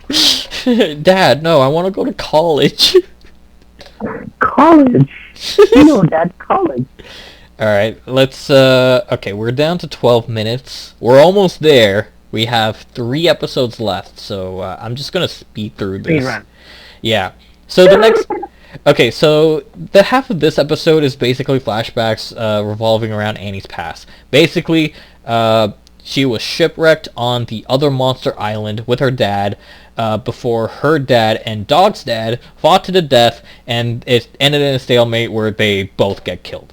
Irene reveals that she's Annie's mom, which I am not shocked in the least when I saw that, because in the trailers even I was like, huh, these two look familiar. I guess they're mother and daughter. And I proceeded to not be shocked when it was revealed that Annie was Irene's mom. No, that Irene is Annie's mom, what the fuck? Okay. Whoa! Unseen plot twist. Yeah. Man, M. Night Shyamalan needs to take note. Anyways, so Charlie and Dog make it to the mercenaries' camp. They manage to escape Kong's rage on the poor whale that was chucked at his front yard. Honestly, I'd too be pissed off if people just kept dropping dead whales on my lawn. So justified, Kong, justified. Anyways, so Charlie and Dog make it to the mercenaries' camp, and they try to devise a plan to, distract the mercs, go into the camp, and save Mike, Annie, and Cap. However, when they try to burn a tree down to serve as a distraction, they accidentally awaken the Night Boys, which is probably my favorite new creature in this entire series. I think the idea of goblins that look like Dark is pretty awesome. Anyways, the mercenaries, along with Dog, Charlie, everyone in this scenario just fights off these goblins, and Irene makes amends with Dog. She apologizes to him and Annie, and everyone's like, "Kumbaya! We're all one big group. We're one big happy family. We're gonna survive this." Worst time they could ever possibly say this, because the giant octopus attacks their camp again and kills one of the mercenaries. Fun fact: one of the mercenaries is actually voiced by the same voice actor who plays Jake the dog in Adventure Times. Sadly, he gets killed, and we see it happen. So, rest in pepperoni, Jake the dog, I guess. Rest in pepperoni. Yeah. Anyways, the mercenaries are pretty much in dire straits. They're running out of resources. They're running out of ammo to fight off the monsters of the island. They have no real way of fighting the giant octopus. Before Charlie just says, "Use the monkey to fight the octopus." And We need calm. the world, this episode needs him. Which brings us to the flashback episode of Skull Island, which is the actual start of the series. Listen, if you're watching the series, you should probably start with episode 7 if you want to do it in chronological order. That's all I'm saying. But anyway, episode 7 is a major flashback which reveals that Kong is not a king. He's just a stupid animal. Yeah. But yeah, so this flashback is actually interesting because it reveals a couple of things. So, number one, Kong has a symbiotic relationship with the giant hawk monster that we saw earlier, which is kind of similar to Mothra and Godzilla's symbiotic relationship. The episode also sets up Gia for Godzilla vs. Kong via this island girl that Kong has a very, very close relationship with. However, they have like a bit of a falling out because Kong acted recklessly in this one mission where they, go against these killer chameleons, which is my second favorite monster in this entire series.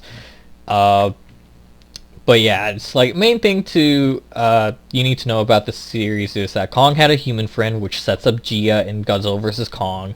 Then human friend was angry at him because he almost killed himself, the hawk, and her.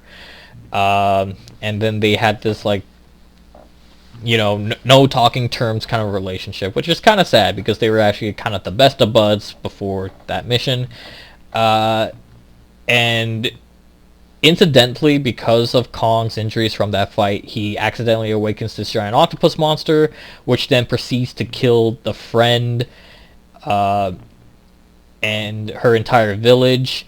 And Kong was sad ever since, hence the necklace that he's like fawning over in his temple. So, a couple of other things that I forgot to mention is like, yeah, he has this necklace that he always goes to. This girl also isn't part of the Iwi populace of the island. She's actually part of a group of Spanish survivors that were shipwrecked on the island not too long ago, as confirmed by the writers. And I made a point of this. So not only does Kong know sign language and echolocation Titan language, but he also knows Spanish, because when she calls Kong a stupid animal, he did not like that, and it looked like he took it personally. I'm just saying. Was it Spanish or was it Portuguese? No, it was Spanish. I thought it was Portuguese. No, it was Spanish because that's what the subtitle said in on the Netflix subtitles at least.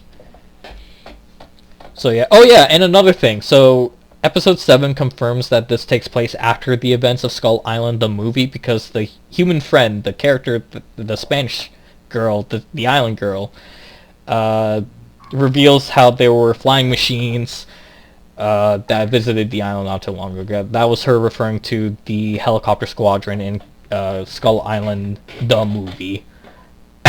Excuse me. Man, my throat... I think I'm getting sick. So yeah, the main thing to take away from this episode: Kong had friend is lost. There are other tribes on the island. Octopus monster is a complete dick. Anyways, so we fast forward to the present on the final episode where Mike is just looking progressively more horrible. Like he is dying, my people. He is dying. So Charlie makes a Hail Mary plan to lure Kong to the squid in hopes he'll kill it. So Charlie and Annie go into Kong's temple on Dog, steals Kong's friend's necklace to lure him to the coast, and en route, Charlie jumps off of Dog because Dog is injured and is having a hard time keeping up a pace. So, there's that. Also, Annie mentions something about a giant pit, and if you go into it, you get sick. I actually really like this because this is hinting to, the radiation poisoning that you'd probably get from going into Hollow Earth. So this pit that is in front of Kong's home probably leads to the Hollow Earth. So yeah, as Annie, Dog are being chased by Kong, Cap realizes Charlie is not with Annie and decides to run into the forest to find Charlie. So Kong, Dog, and Annie make it to the beach, where Kong proceeds to fight the squid. Long story short, Kong wins. And, yeah. Also, here's another thing I kind of realized. This Kraken monster is potentially the third Kraken in the entire Monsterverse. First one we see is in the novelization of King of the Monsters. The second one we see is Nikika, who's presumably the same monster in the novelization, in the Dominion comic. And now we have this boy, a virus bird-looking head ass. But it's a pretty cool design. Yeah. Yeah, it's a pretty fun design, though. I kind of like it. So, they fight. The squid gives Kong some swimming lessons in preparation for GBK. When Kong kills the squid, however, he, rips it in half. Also, I feel like the final fight was dragged on just a little bit. He stabs it in the face once, which is like a fake-out death, which is fine. Just like in Skull Island. Yeah. So, fake out... So, stabs it in the face, you get one fake-out death, but then it comes back, and then Kong, punches the ever-living hell out of it. Now he won. No, he didn't. Squid comes back and, takes his eye. So then Kong responds in kind by taking the squid, ripping it in half, and then tossing it into the ocean. However, when he does toss it into the ocean, I have no idea what this squid is made out of, because when it lands in the water, it creates this giant-ass tsunami that is so big, it manages to engulf Kong as well. It's that big. So 300 plus feet or something like that. Anyway. Well, let's take some fake scientific physics into account. Colossal squid, Kong, freaking super strong. You add Kong's strength into the energy he exerted into throwing said squid, octopus, Kraken monster, and you get tsunamis. Yeah, but it's so big! It's so big! It's so big. Listen, unless that squid is made out of dark matter, god damn, the wave should not have been that big. Anyways. Oh, it's okay though. It's okay though, because Kong regrows his eye. For God delivers Kong. Yeah. Anyways, so he creates this giant tsunami, and sadly for Annie and Dog, they get caught up in it. So Annie pretty much almost drowns, and then it gets knocked out. Simultaneously on route between Kong's temple and the shore, Charlie gets captured by the island inhabitants. I'm not sure if this is the Iwi or another subcolony on the island, but yeah, they capture him. And Captain never manages to find him. He runs into the forest, gets cornered by a giant centipede, but Mike manages to scare the giant centipede with a flare gun, and then, collapses again because he's, dying. Which brings us to the final moments of the series, where Annie wakes up in a mysterious room. She's in a hospital, so it's not too mysterious. And just in time, Irene walks in and, talks to her, and then it's revealed that they're not on a boat, they're not on any vessel, they're in a city. And from the looks of it, it might actually be San Francisco. And that's the end of Kong Skull Island. I made it! 1 hour, baby! We did it! Yes! Oh my god, I was actually so worried I wasn't gonna make it in an hour, but I did it! We did it! We did it! Yeah! Yeah, across the country. Alright, I'm extending my hand to you, bud. Yeah! Yeah! Whoa! Get your hand out of my room, man. Now, I'm stealing your copy of Godzilla vs. Biollante. Even though I already have one. But yeah, so... Okay, good. I feel less bad now, because my brother stole my copy for Godzilla vs. Biollante. Okay, so a couple of things to talk about. So, Skull Island... yeah, I guess one of my major critiques about this entire first season is I feel like it has a bit of an identity crisis. Because... It does. It's a coming-of-age story. It's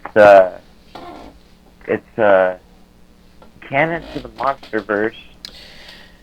And it's not canon to the MonsterVerse. No, it's canon to the MonsterVerse. I feel like in terms of where it is, the creative team can more or less do whatever they want with it, because we're at a time and a place where you could do whatever you want, and we can just accept it as is.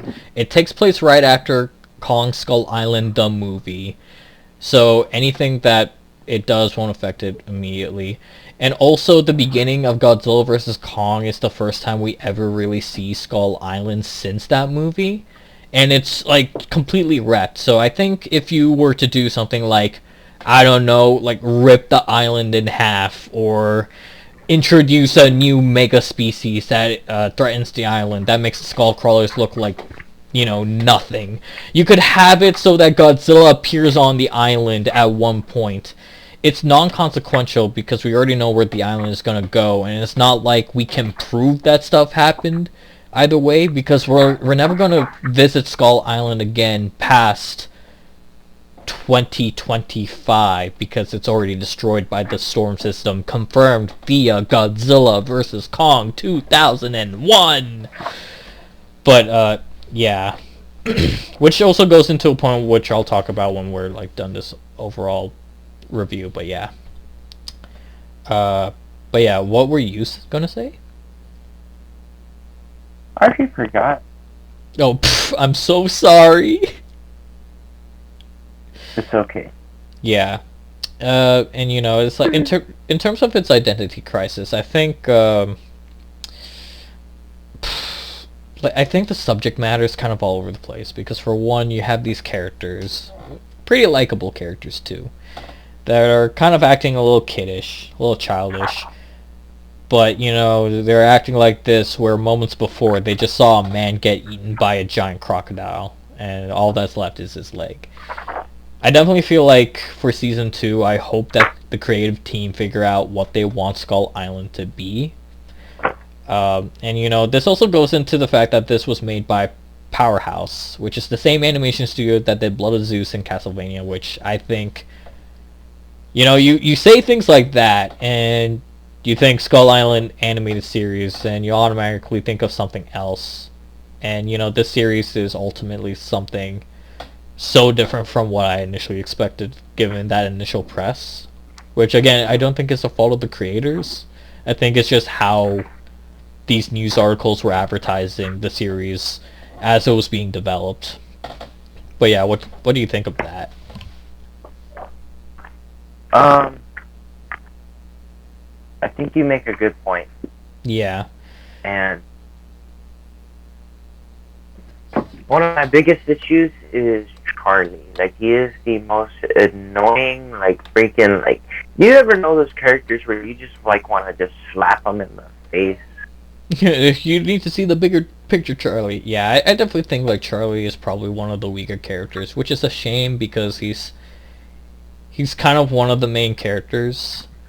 But I think given what is set up in this first season, I think that just leaves a lot of room for some major development in the next season. It does leave a lot of room for development because in season 2 we get to explore how he gets off the island, how he goes into college, and ultimately how he gets into massive debt. Yeah, that's a... You just have to end it with that. God damn it. Yeah, because, like... Okay, so what we know thus far in terms of Season 1 is that, at the very least, Irene, the mercenaries, and Annie managed to get off the island. I assume Cap and Mike also got off the island, but I'm pretty sure no way in the hell Charlie managed to get off the island. I'm pretty sure he's still stuck there with the island inhabitants.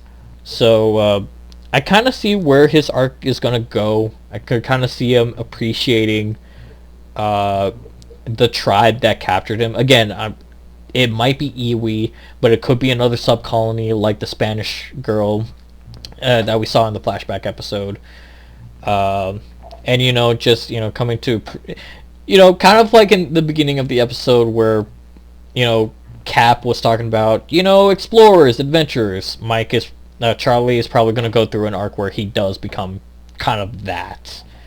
And, coming to appreciate, the idea of adventure and exploring the unknown. So yeah, I can kind of tell where his arc is gonna go. It's kind of predictable, but at the same time, it's something I'm looking forward to, and I'm also kind of excited to see how Annie is gonna progress with her story because, she got out of the island, but Dog is definitely not with them. How does one hide a half-ton mega dog in a society?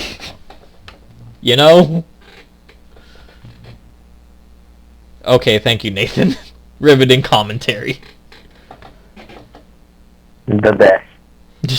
The best. Alright, I guess I'll end this section off with a fun little factoid. So how I said this series should be, like, one of the alternate titles for it could be Monarch Skull Island? Nathan, this is your cue. Monarch Skull Island. Well, fun fact, Skull Island is the first piece of MonsterVerse media, including the comics, that does not feature Monarch. Or wait, so I think. Sorry? I just assumed that Cap was a part of Monarch this whole time. No, I think he's like his own, like, private... He does this... entity. He does these things on his own, I think, because, he doesn't have, like, the... What about Irene? Is she a part of Monarch? Yeah, that's what I was gonna get at, because she knows about the Hollow Earth. She's a botanist. She's a scientist. She's also super rich, though I'm not really sure what the... I'm not really sure how much you make as a Monarch agent, but, there is a chance that her and the mercenaries are part of Monarch. Because throughout the series, I forgot to mention this, they do have, like, some tech to collect samples. And they do collect a lot of samples from Skull Island, which makes me wonder, why would a bunch of mercenaries be interested in collecting biological material if they're just there to get the girl only? So maybe they are part of Monarch. All the more reason to call this Monarch! Skull Island! Come on, guys! Yeah. I was gonna say something about Irene. She's still single, right? No, I think she's with Sam, the head of the mercenaries. She said she was rich. I could have been like sugar mama. Oh, oh God. Oh no, this conversation is not going in the way I thought it would. Alright, so general rating for Skull Island, what would you give it? Before we started talking about it, I would have given it like 5.5 or a 6, but I realized I kind of enjoyed it a little more than I thought when we were talking about it, so I'll give it a solid 7 out of 10. Honestly, same. I give it a 7 out of 10. I think there's a good amount of elements in there that work. I definitely think that the creatives and showrunners should figure out what they want the series to be. But I think what it has going for it, it definitely works. And it's proven by the fact that I am actually very anxious to see if this series gets a season 2. And if it does get a season 2, Mr. Duffield or any other creatives who's overseeing this show, please let season 2 have have season 2 have a proper what's the word I'm looking for? Okay, so my biggest problem with Netflix right now is that whenever they greenlight a season 2, it's usually the last season of the show. And oftentimes that just leaves us with a lot more questions that need answers, and we'll never get them. And I hope that if they do make a season 2, that they don't promote too many questions. I think a really cool thing that they could do is have the ending of season 2 lead into the next piece of MonsterVerse media, that being potentially the Skull Island comic or Godzilla 2014. They'll just have the series end with the Janjira power plant incident playing on the news, and then we're like, oh shit, we know where this is going. And then, you know, maybe bring back have a Joe Brody drop voiced by Bryan Cranston. He can't be that expensive if he voiced Commissioner Gordon in one of the animated Batman movies. Yeah, it's like, but yeah, it's, you know, I just hope that if they do make a season 2, it doesn't fall into that pitfall trap of, we got some questions that need to be answered, but you'll never get them because we weren't greenlit for a season 3, so... Or, you know, if it does get, like, greenlit for a season 3, then yeah, I guess you could keep it going, but at the same time, it's like, just have season 2 have a... give it... No, sorry, you go? Oh, I'm sorry. No, No, continue on your tangent. I was just gonna say, I was bringing some thoughts together, or you could give it a cliffhanger ending, where it's like, who are you? My name is Ishiro Sarazawa. Sarazawa. You know what? That'd be cool, but I'll have to like double check some things because I think Sarazawa joins Monarch after 2000. Oh wait, no. It would have to be before. No, because he was at the Janjira. Incident in 1998. No, yeah. No, I remember that. He was in the Philippine mines in 1998. But when did he join Monarch? Because it's said in the comic, Godzilla Awakening. What year was that? I don't care when he joined Monarch. You could literally leave it off a cliffhanger ending with him like interested in that kind of stuff, like before he joins Monarch. But like he's a major like how well, not necessarily Bill Randa because he was a part of Monarch, but he did. He's gone. Yeah, you could definitely tie something in where he's been studying ancient megafauna, and before he joins Monarch, and it just has that cliffhanger ending for the fans, like, I am Dr. Ishiro Sarazawa. Tell me your trip to Skull Island. Credits roll. Yeah. But yeah, I'd like to... Have a Nick Fury... Like a Nick Fury type of ending in the Phase 1 MCU movies. Yeah, no, I agree. I just hope that overall Season 2 just answers a good majority of questions. Because Season 1 does present some questions that I think needs to be answered. Like, how did Irene and Sam meet? Because they're apparently part of a therapy group, and then there's like this cryptic line from Sam where Irene just goes, "You don't know what this is like," and then he just answers very firmly with, "I know exactly what what this feels like," and this, given the fact that they were in a therapy group and that Irene lost her daughter, I assume that they were part of a therapy group where it deals with people who lost a loved one.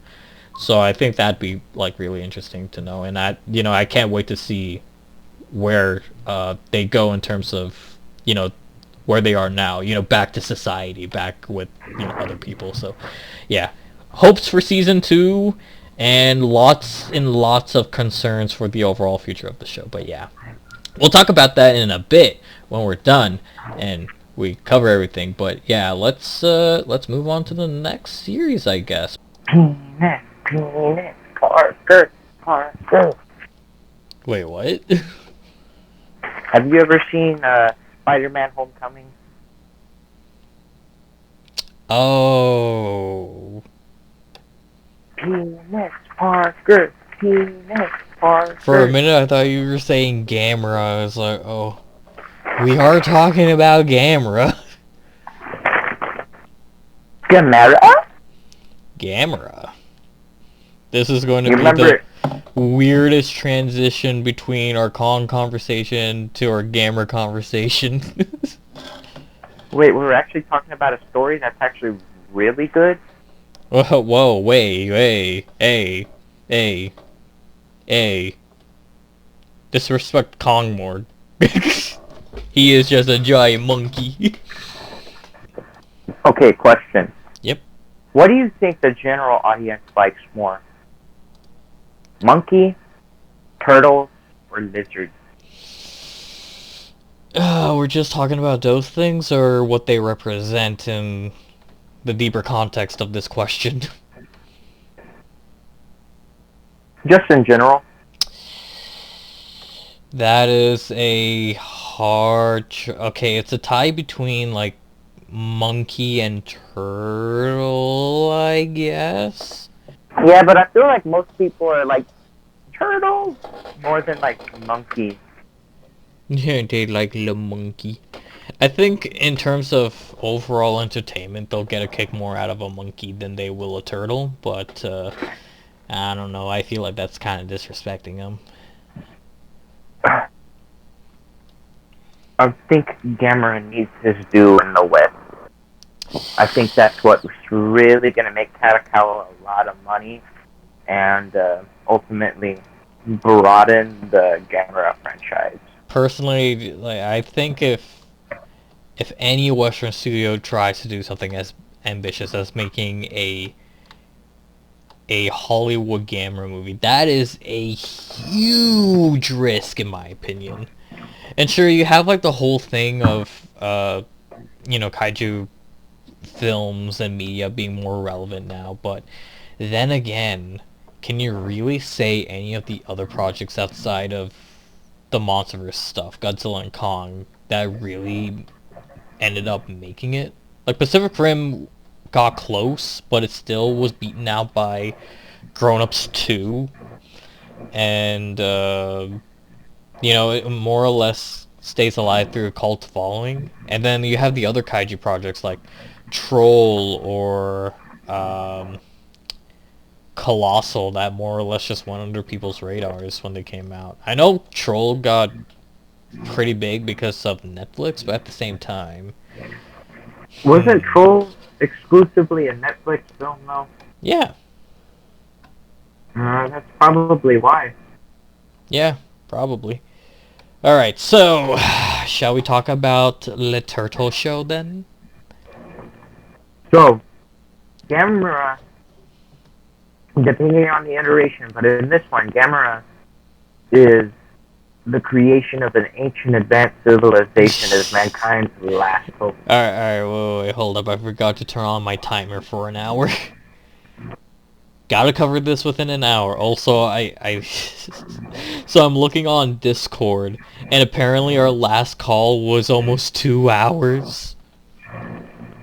Oh. Yeah, so we'll see how this one goes, but yeah, I'm gonna edit down that first one, but it's, besides the point. Starting timer now. Okay, we got 1 hour on the clock to summarize the entire 6 episode run, each episode being an hour long of Gamera Rebirth. Okay, so Godzilla appears and he just wreaks havoc to the world, and then everyone's like, "Fuck, we're outnumbered by monsters, so we have to leave the planet." So then, thousands of years later, they come back to Earth, and it's just taken over by Godzilla. Dude, we already covered the anime trilogy. Oh god. Okay. You want me to do it? Wait, this is the wrong. Wait, what? This is the wrong. I was like, this is the wrong film, or this is the wrong thing that director made. Yep. Fun fact, yes, this is directed by the same guy who made the Godzilla anime trilogy. Take that as you will. Okay. So yeah, should I go? You should go. Alrighty, so, I'm gonna... Get out of here! Go! Okay, bye.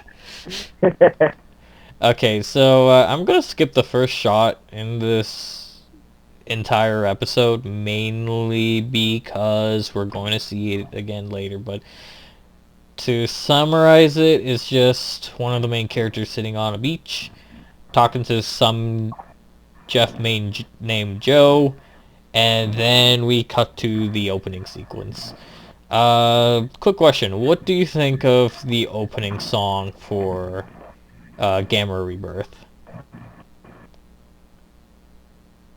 We'll probably bring this up again later too, but like, I just want to say that shit slaps. Hey, yeah! Yeah, Especially at the end. No, sorry, you go? I was going to say, especially how at the very end, the last lines of the lyrics for the intro syncs up with Bako's voice. Yeah. You know how he like just turns and like finishes off the lyrics. Yeah. Ah, I didn't realize that. Huh. Alrighty. So, first, the opening of the first episode is kind of peculiar. We're in Papua New Guinea when we see people in hazmat suits descend down this giant cavern. When they get to the bottom, they find these red glowing eggs, and what hatches from those eggs are Gauss, or little small baby Gauss, and they kill the research team, and they escape the caves of Papua New Guinea. And throughout the episode, we get like small tidbits of information via news. Can I interject something real quick? Sure. I feel like that. I'm not knocking it. I think that sequence is cool and all, but it feels like it draws heavily inspiration from Godzilla 2014. Whenever they go down in the, was it the plutonium or uranium mine? Right. No, honestly, I agree with you, and I feel like I'm not saying that's a bad thing. Yeah, and I do feel like that there are other major similarities between not only like Godzilla 2014, but the entirety of the MonsterVerse actually. But we'll get to that in a bit. I also like it puts just that opening sequence puts into perspective for you how violent this show is going to be. I mean, it's not too violent. Yeah, we see people getting cut up, but we don't really see any blood or guts. Which again, is not a knock on the show. Fall off. Seeing limbs fall off is still pretty graphic, wouldn't you say?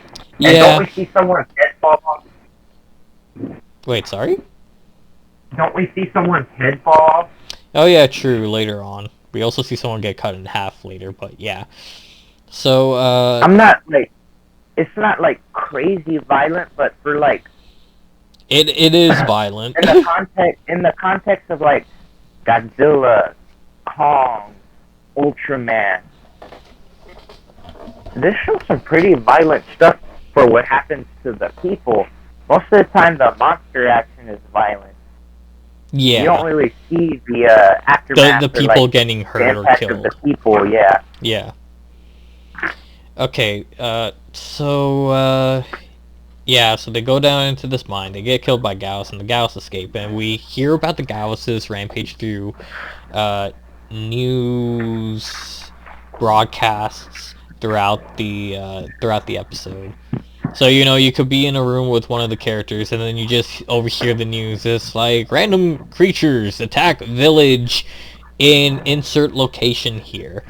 Uh, so, we kind of get the idea that the Gauss are, like, closing in on Tokyo, which is nice. I like that. Uh, which brings us to our main characters, who are named Boko, Joe, and Junichi.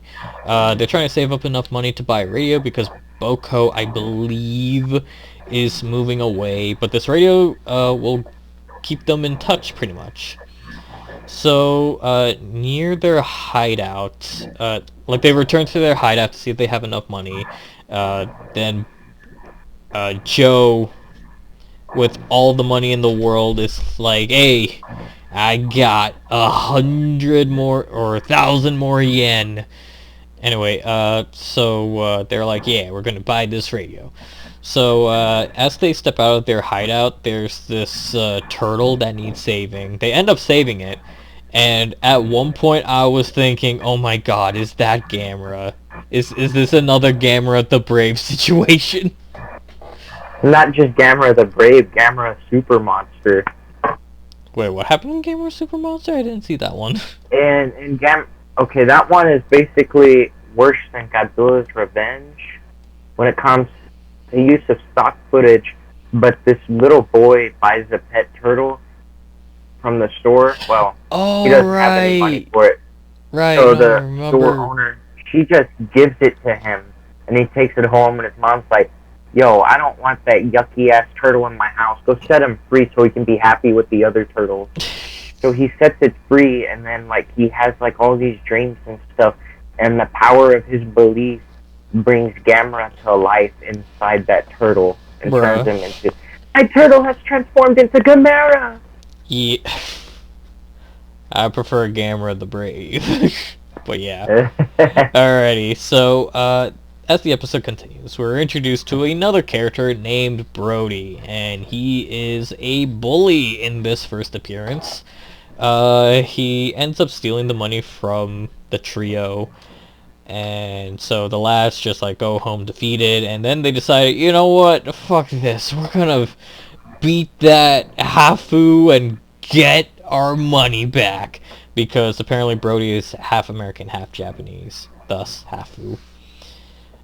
So yeah, they devise a strategy using stink bombs and a makeshift flamethrower with a spray can.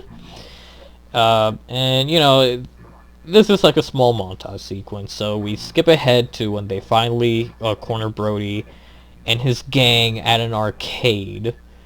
And when they're just about to, start this fight, jets overhead distract them. They run to the roof of this arcade, and they see that the city's being attacked by a flock of Gauss. The same Gauss that we saw in Papua New Guinea.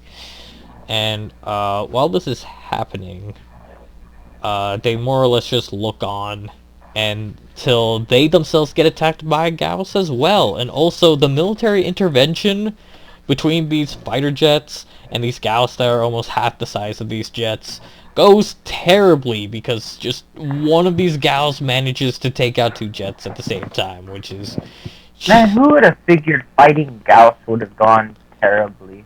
Damn, bro. I couldn't imagine it in this series about giant monsters. So yeah, the Gauss attack. They corner some of the characters, and then suddenly, kablooey, another monster appears.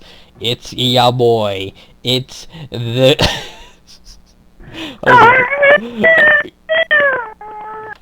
I was about to say the king, but he's not Godzilla. Anyway, Gamera shows up, and just in time too. The guardian of the universe. Yeah, and just in time too, because another squadron of fighter jets showed up, and they ended up getting dispatched by a even larger Gauss, almost the size of Gamera himself. And I think one thing I definitely want to talk about, not only for this one episode, but for almost the entire series, there's a lot of inspirations from that 2016 short film. You remember? That released You're in right. Intercom? Yes, I do. Yeah, so... Certain shots are verbatim the same. Like Yeah, the yeah, yeah. way There were moments... Gamera comes down and he turns. Yeah, like, Yeah, the kids are anyway. being chased by this one Gauss. He steps on it, like in the 2016 short. A flock of Gauss, like, approaches Gamera, and he fires his plasma breath, which kills a good number of them, like in the 2016 short. And even the designs of the Gauss and Gamera are very, very similar to the designs in the 2016 short, to the point where if The you... over exaggerated tongues for Gauss too.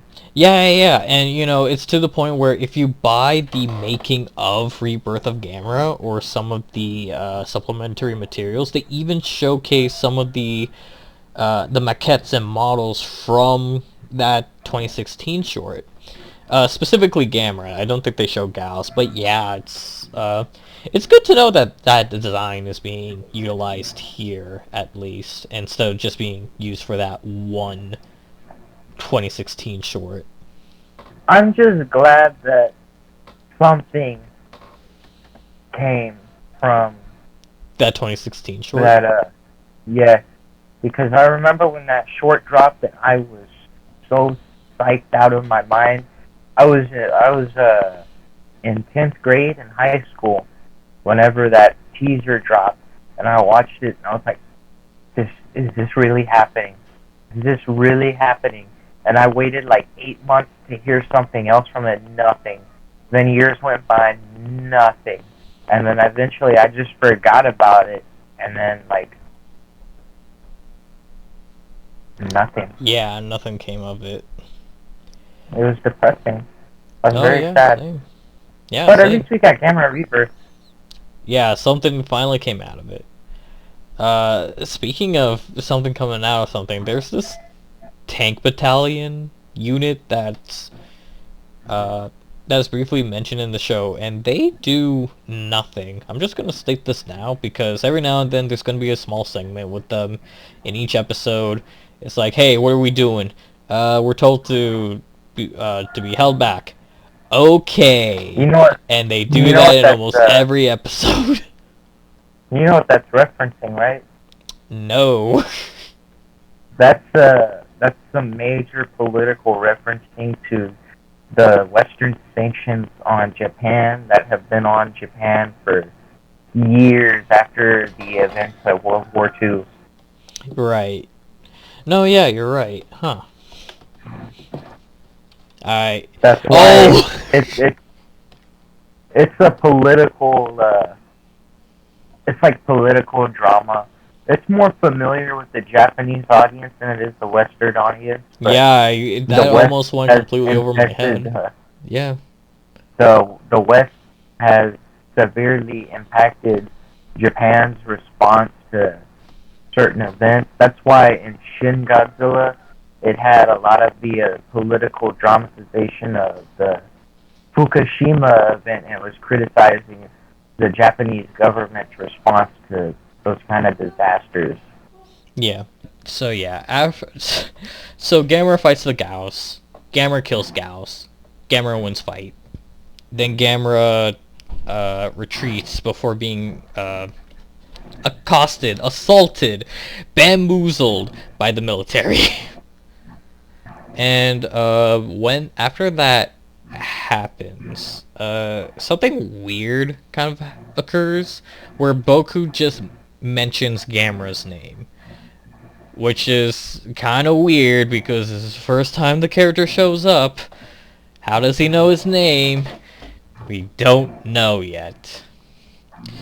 And shortly after that, a group is flown. A helicopter lands with two characters coming out of it, those being Yumiko and Tazaki. And they're part of a foundation called the Eustace Foundation, that is Eustace. And they're like, hey, crazy stuff. How about you come fly in our helicopter? Okay.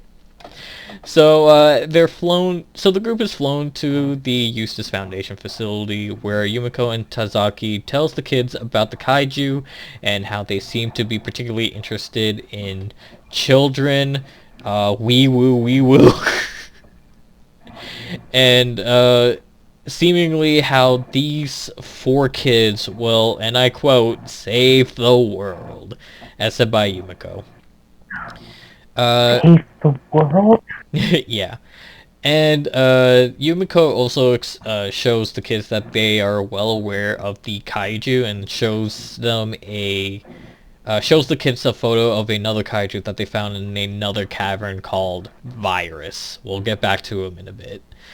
But yeah, so we jump ahead to the very next day, where the kids are given communicators so they can contact each other, and also this gives the Eustace Foundation a way to communicate with the kids and also the military. Which is basically, it's okay. I should also probably mention this entire series takes place in 1989, so touchscreen cell phones are still not a thing. This is practically a precursor to it, as we'll see in the end credit sequence. Ooh. By the way, did you know there was an end credit scene to this entire series? For every episode? No, not every episode, just the last one. I knew there was an end credit scene for the final episode 6. Yeah, there is. I watched it. I didn't know there was one for any other episodes. Yeah, no, I think it's just the one end credit scene. So anyway, the kids are talking through the communicator when all of a sudden all hell breaks loose at the Eustace Foundation facility, because some eggs that they were incubating, similar to the eggs that we saw in Papua New Guinea that hatched the Gauss, also hatch. But this time it's not Gauss. This time it's Jiger, another classic monster from the Showa Gamera series. And yeah, they escape in the sewers, they kill a bunch of people, and, you know, this causes a whole kerfuffle with the military. It's like, oh, great, we got more kaiju in the sewers. Okay, let's evacuate everyone in this area since they escaped in the public water line. So, Brody overhears this from his dad, who's the general in the series. And, you know, using the communicators, it's like, hey guys, let's go into the sewers and help the military find Jagger, and a quote again, save the world. So the military forces through the show is a joint force between the U.S. and Japan, by the way. I don't know, I forget when they mentioned that. I think it was in this episode. But yeah, the Eustace Foundation pretty much more or less acts as a negotiator, ironically enough. So, you know, as all of this happens, all of a sudden, Gamera resurfaces, but disappears not too long after he reappears. And at the same time, the kids in the military find Jiger under the town, and then Jiger literally raises hell before Gamera shows up. It's actually a pretty cool shot seeing him coming out of the town, because he looks so gigantic when he's, especially when they put him really close to these small residential areas, and, you know, you do get a lot of close-up shots of him with people to serve as a comparison for scale. So the scale is very, very cool in this episode specifically. Yeah, he is very big, and, you know, I definitely think this episode shows. It's actually Jiger she.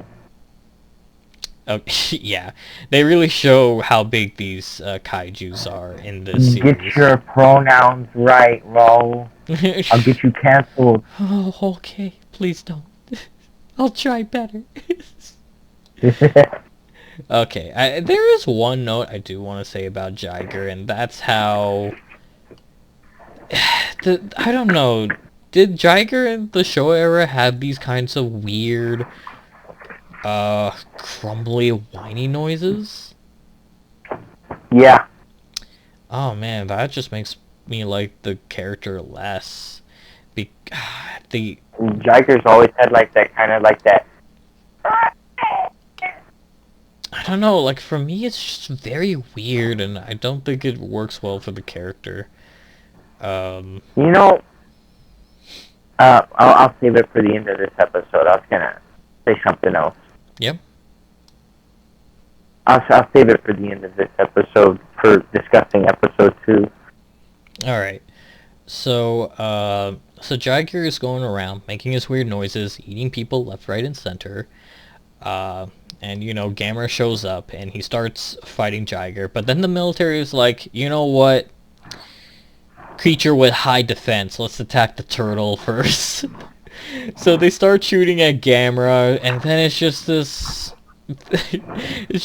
double team between the military force and Jiger just kicking Gamera shit in to the point where Gamera just, falls over almost unconscious, which is poor guy. Oh man, that Gamera guy can't take a break. Yeah. No wonder he lost. Break, man. No wonder he lost that death battle. So, in a desperate attempt, the children, using their communicators, managed to communicate with the military and go, please. Gamera, not the enemy. That enemy. Like in Godzilla versus Kong. Yeah, I kind of got where you're going. Yeah, it's like, please stop attacking the turtle. He's trying to save us. Attack the lizard instead. And then the military oblige, miraculously, kind of surprising too, and start attacking Jiger. And then Gamera gets back on his feet. And this has to be one of the most surprising moments in the entire series for me, because Gamera finishes Jiger off by using the plasma fist from Gamera 3. I remember when I was watching this with a couple of guys, and I was just losing my mind. I was too. I remember I just see like his arm starting to glow, and I was like, wait a minute, and then it went. And then he shoves his hand into Jiger's mouth and then lifts it in the air as it slowly burns alive. That's another thing I need to mention about this series. It's actually kind of brutal when it shows Gamera killing some of these monsters. Like, even with Gauss, Gamera, by the way, kind of, torches it a bit. Like, he steps on its neck, contorts its body, pokes one of its eyes out before hitting it with a plasma fireball and finishing it off. Jiger here just gets the worst of it, in my opinion. Just getting an entire arm shoved up in your gullet, and not only that, but it's on fire. And then you're just slowly burning to death from the inside out. And then Gamera double taps Jiger, and that's the end of that fight. One thing I will say is, I feel that Jiger was very nerfed in this episode, because in the original movie, Jiger was like OP as fuck to Gamera. Yeah. And her tongue, you remember how her tongue, or no, not her tongue, her tail would come back and stab Gamera?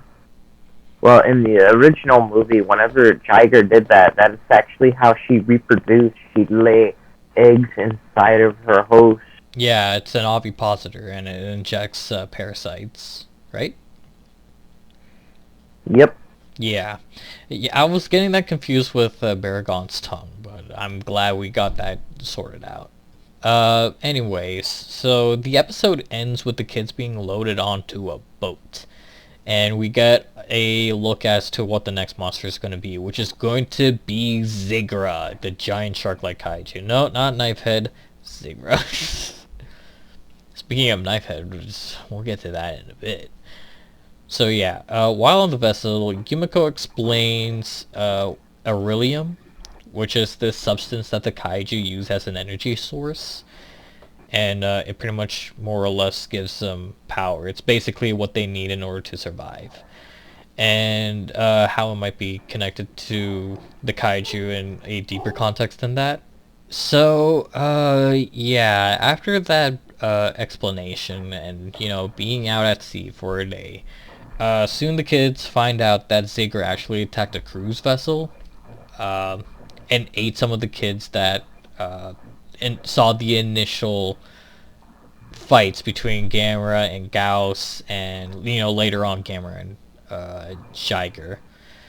And not too long after that, Zigra attacks the vessel that they're on. And they attempt to escape, but Zigra manages to disable the boat to the point where it's reaching critical mass and almost blowing up. But before Zigra can, come in and inflict the finishing blow and eat the kids, Gamera shows up and begins fighting Zigra. But it is a pretty short fight. They go at it for a bit before Gamera disorients Zigra with a new energy attack, which we'll talk about in a bit. And yeah, as that fight was going on, awesome. yeah, as that fight is going on, the survivors on the boat escape through a submarine that is below the boat. I just realized something, but I'll explain it later. So yeah. The group kind of figure out that the attack that Gamera uses... Oh, bless you. So yeah, the group kind of realized the attack that Gamera used to disorient Zigra actually emits a signal, a radio signal, and they're like, you know what? If we can take this to a radio tower, we can use that signal to disorient Zigra again. So they make this plan to go to a nearby island, use its radio tower to disorient Zigra. They pretty much, excuse me, everything goes according to plan before Zigra shows up. And as soon as he gets pretty close to the radio tower itself, they manage to shoot the signal, which pushes Zigra back. And not long after that, Gamera reappears, and it's a pretty short fight. Zigra stabs Gamera with its tail, and then Gamera responds in kind by shooting a plasma fireball at Zigra, and then Zigra burns to death right then and there. Then not too long after, the next day, everyone gets onto another boat to make their way to where they need to go. I should probably have explained that when they were initially loaded onto the boat, they were heading to another Eustace facility out at sea. So, yeah, the next episode, which is, can I add a little fun fact? Yep. Did you know that in the original movie Gamera vs. Zigra could talk? Yeah, I did know that. Okay. Yeah. Another thing I should probably have mentioned is this facility that Yumiko is taking the kids actually contains virus. The pictures that they showed earlier. I should probably mention the virus is in a dormant state. They're keeping him under a lock and key for now. And they're for now just studying him. But yeah, they're taking the kids to virus pretty much. Anyway, next episode 4, simply titled Kill. No comments. There we go. Virus. Kill. No, this is not virus. This is the other kaiju. This is Giron. No, I was making a joke because of virus and ill. Oh, pfft.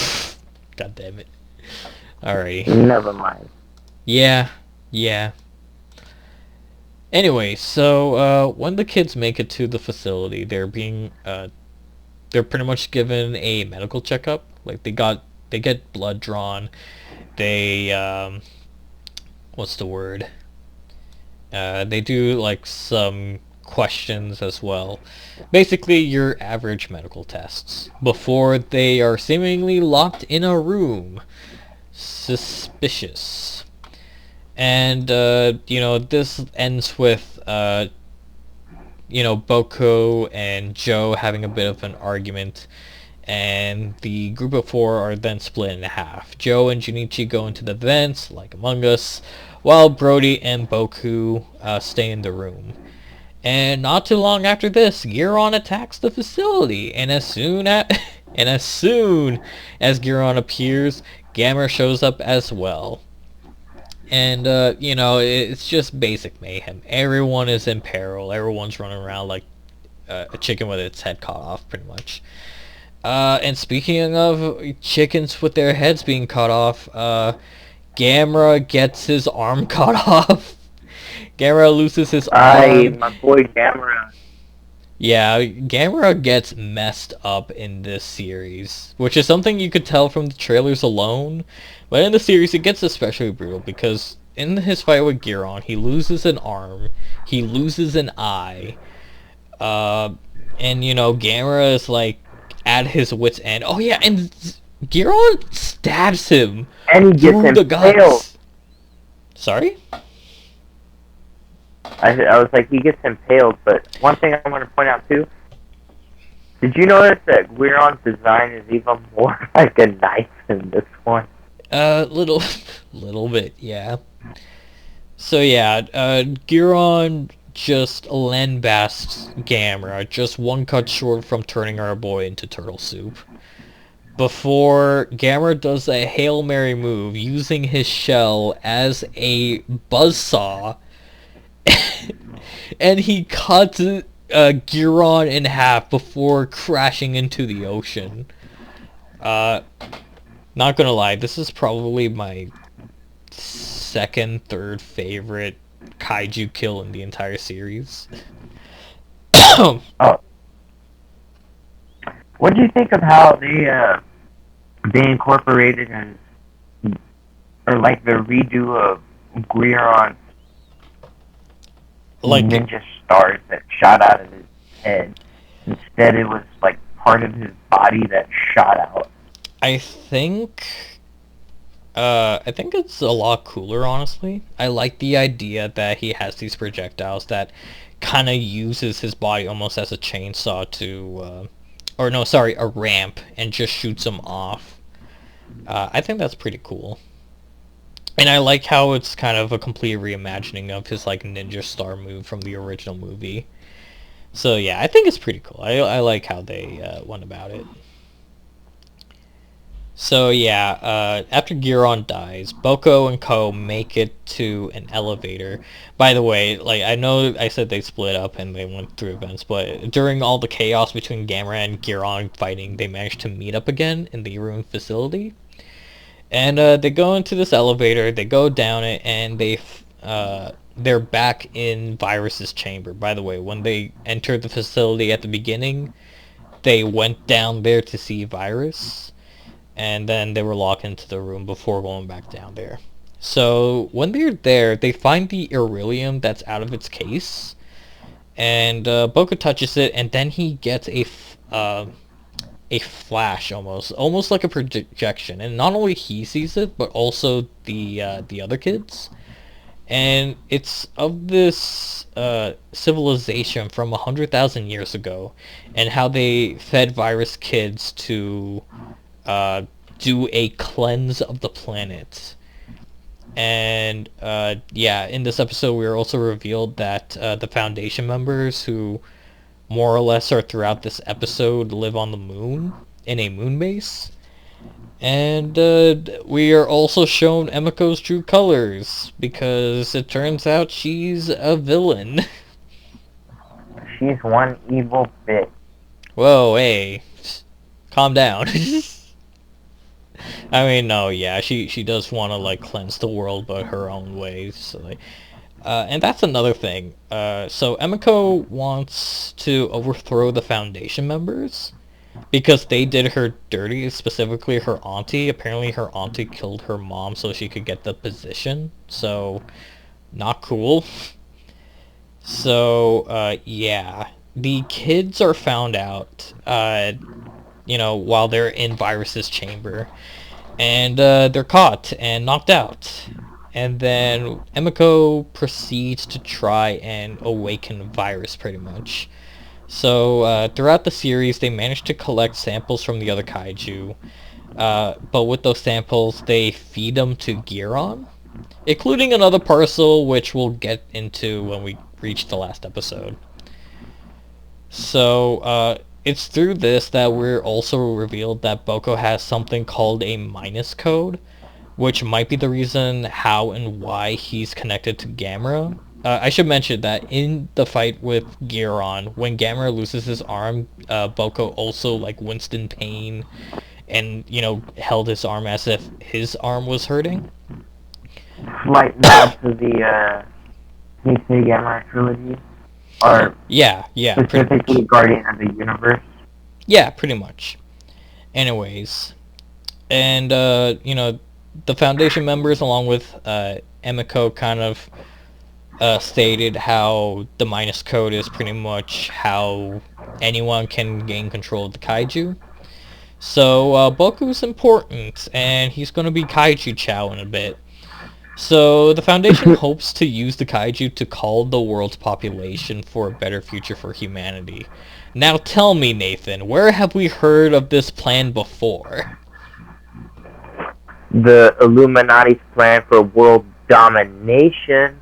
Okay, but seriously, can you tell me, any other film where the plan to use kaiju to cull the world's population to save humanity, have you ever heard of that? Monsters. There we go. I almost said Pacific Rim, but I was like, King of the Monsters. Yeah, they're another similarity. It's just, actually, you want to know another similarity? What's that? So Virus is also known as the Chosen One. He's responsible for the near extinction of humanity 100,000 years ago, before a faction of the Eustace Foundation kind of used Gamera as a safe hall to stop Giron. But you know what else?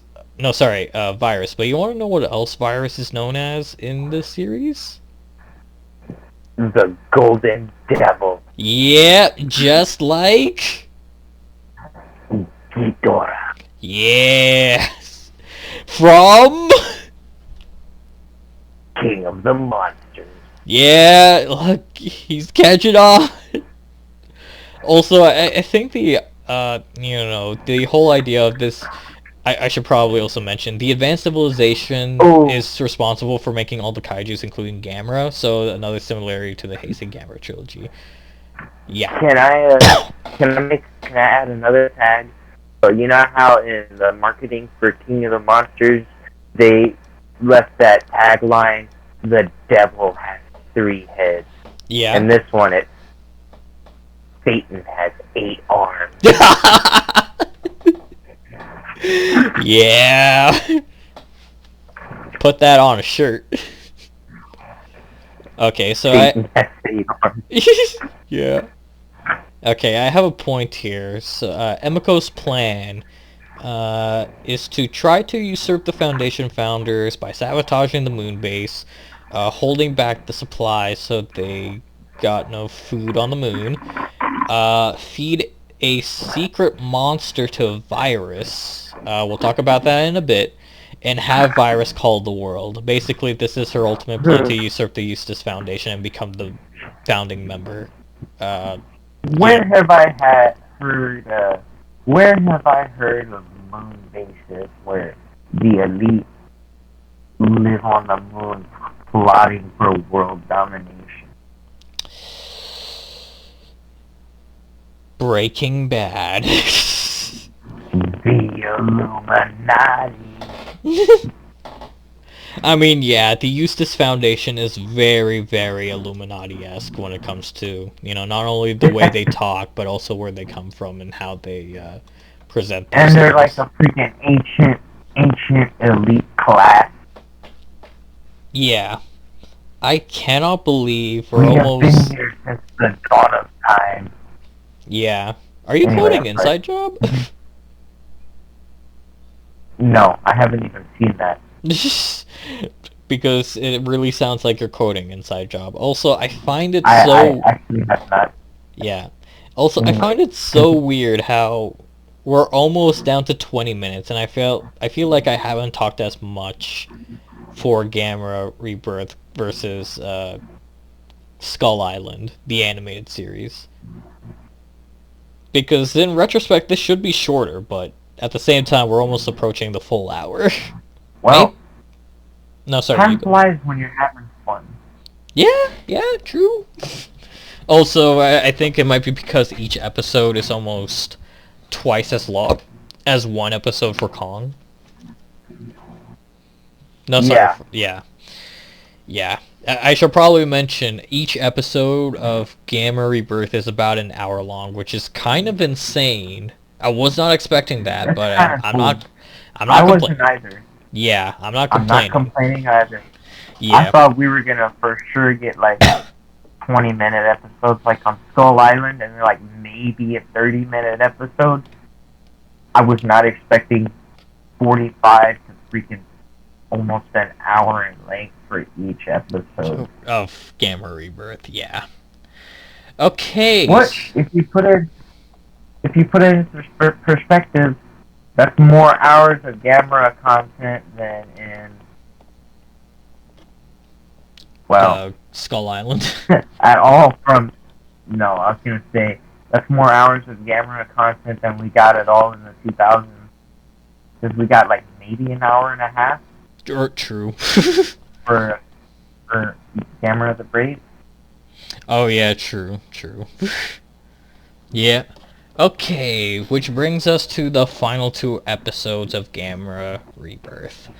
So, before Virus can fully awaken, the kids escape with Tazaki and a Eustace employee. They manage to get into the facility space shuttle and blast off to space. You heard that right, folks. This series has everything. So yeah, Virus fully awakens. He looks at the shuttle blasting off. He's like, "Not on my watch," and shoots his own. He shoots a laser at it, and he takes out the cockpit of the space shuttle. But not before Gamera disrupts his aim a bit. So, Gamera and Virus start fighting, and also, I find this kind of weird, but when Gamera flies towards Virus, you know how his flight form has those flippers? Yeah. So, in the previous episode, he lost his arm, but when he's in his flight mode, he still has his arm. He has both flippers. But then, when he goes into his land form, his combat form, he loses his arm again, which is kind of weird. So, but yeah. Also his eye is fully recovered. He doesn't have a gaping hole in his chest, despite, his previous fight. But, I digress. So, Gamera and Virus start to fight. But Gamera is so messed up from all of his previous fights that it's, kind of catching up to him. So Virus manages to knock Gamera out, and just grab him with his tentacles, lift him up in the air, and just shock him to unconsciousness, and just drops our boy on the ground. And then Virus flips upside down and then blasts off like a rocket itself. I forget. Did Virus manage to fly in the original Gamera movie? I don't remember Virus flew or not. I remember Gamera being impaled by Virus and was spinning in the air. Yeah, I remember that too. But yeah, I don't think Virus ever flew in the original, right? Or am I wrong? Did he? Anyways. So, Virus blasts off after, seriously messing Gamera up towards the space shuttle because he really wants to get Boku. And meanwhile, on the space shuttle, everything is going to hell. Tazaki is knocked out. The Eustace employee that they managed to defect onto their side is also dead because of that initial virus ray to the cockpit. And yeah, so the kids, the only able-bodied ones on the shuttle, managed to get everyone, except for the Eustace employee because he's dead, into an escape pod. And this is probably the greatest example of Murphy's Law I've ever seen, where everything bad that could happen to these kids in this one space shuttle does go wrong. Like, one of the escape pods is broken. They can't launch the escape pod, and then when they do inevitably launch the escape pod, its parachute doesn't work. Like, every possible bad thing that can happen to them in this situation happens, and it's terrible. But yeah, it's like, you know, in order to escape from the shuttle to begin with, Joe has to sacrifice himself, so he stays in the shuttle, launches the escape pod, and everyone flies down, only for the parachute not to work.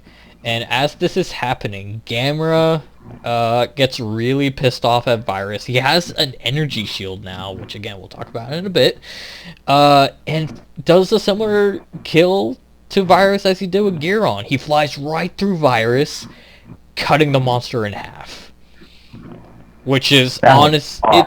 It was honestly a pretty awesome kill, I'm not gonna lie. Once it was pretty cool, twice it was still pretty cool. I'm glad they didn't do it a third time. Wait a minute. So, yeah, they did. Yeah, I was gonna get to it. Okay.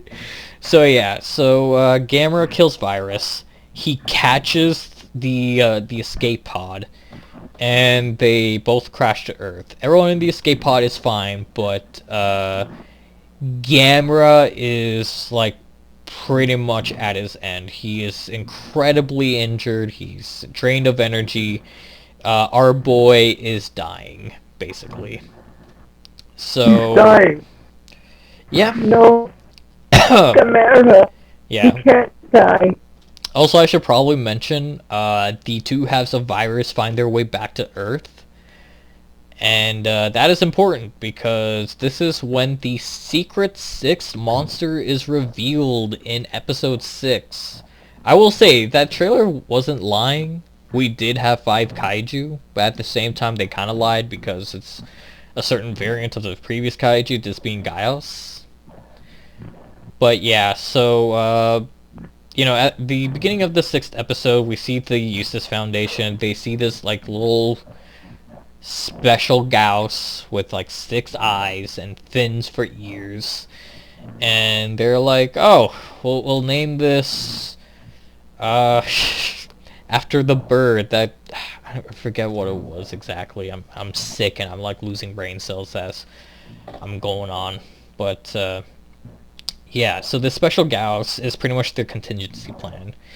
And sadly for the Eustace Foundation, Emiko fed that Gauss to Virus. Unlucky for Emiko, but lucky for the Eustace Foundation, that Gauss lasers its way out of the carcass of Virus. And the first thing it sees is Emiko there, who is also really messed up. Like, she's bleeding all over the place. She's spitting out blood, so she got some internal bleeding going. And to make, you know, a bad situation worse, the Gauss then proceeds to eat her. So, yeah. Yep. Meanwhile, Japan, knowing that Gamera is probably their best hope into fighting the Eustace Foundation, because at this point it is revealed that the Eustace Foundation is trying to cull the world. So Japan is like, damn bro, that's crazy. And they proceed to save Gamera with the greatest superpower ever invented by humanity. Healthcare. They straight up just went, we're gonna give Gamera the best healthcare we could. That Japanese healthcare hits differently. Any healthcare hits differently. Isn't that right, Nathan? No. Shut up, you have none. I'm so sorry. Okay, so the Gauss is proceeds to eat the remains of the virus and grows to a absolutely monstrous size. It is so big it can't even fly, and it is revealed through the Eustace Foundation members who's like observing this entire situation from the moon. That this Gauss is called S. Gauss. And at first I was like, oh, this is pretty cool, because this could mean one of two things if you're going off of Gamera lore. This could either mean Super Gauss, which kind of makes sense because it's way bigger than the other Gauss, or because it was created by the Eustace Foundation, and these members are from the moon, and it might have come from the moon. This could be the S in S Gauss could also mean Space Gauss, which is kind of cool. However, there is another possibility, because they, always refer to this Gauss as like a seagull or a swan based on the stories that they're referring to, like the Ugly Duckling, or that book which escapes me. So the S could also kind of stand for swan or seagull, which I don't know.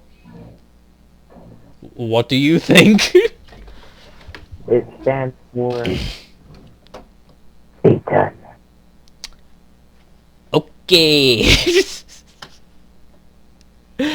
Thank you, Nathan.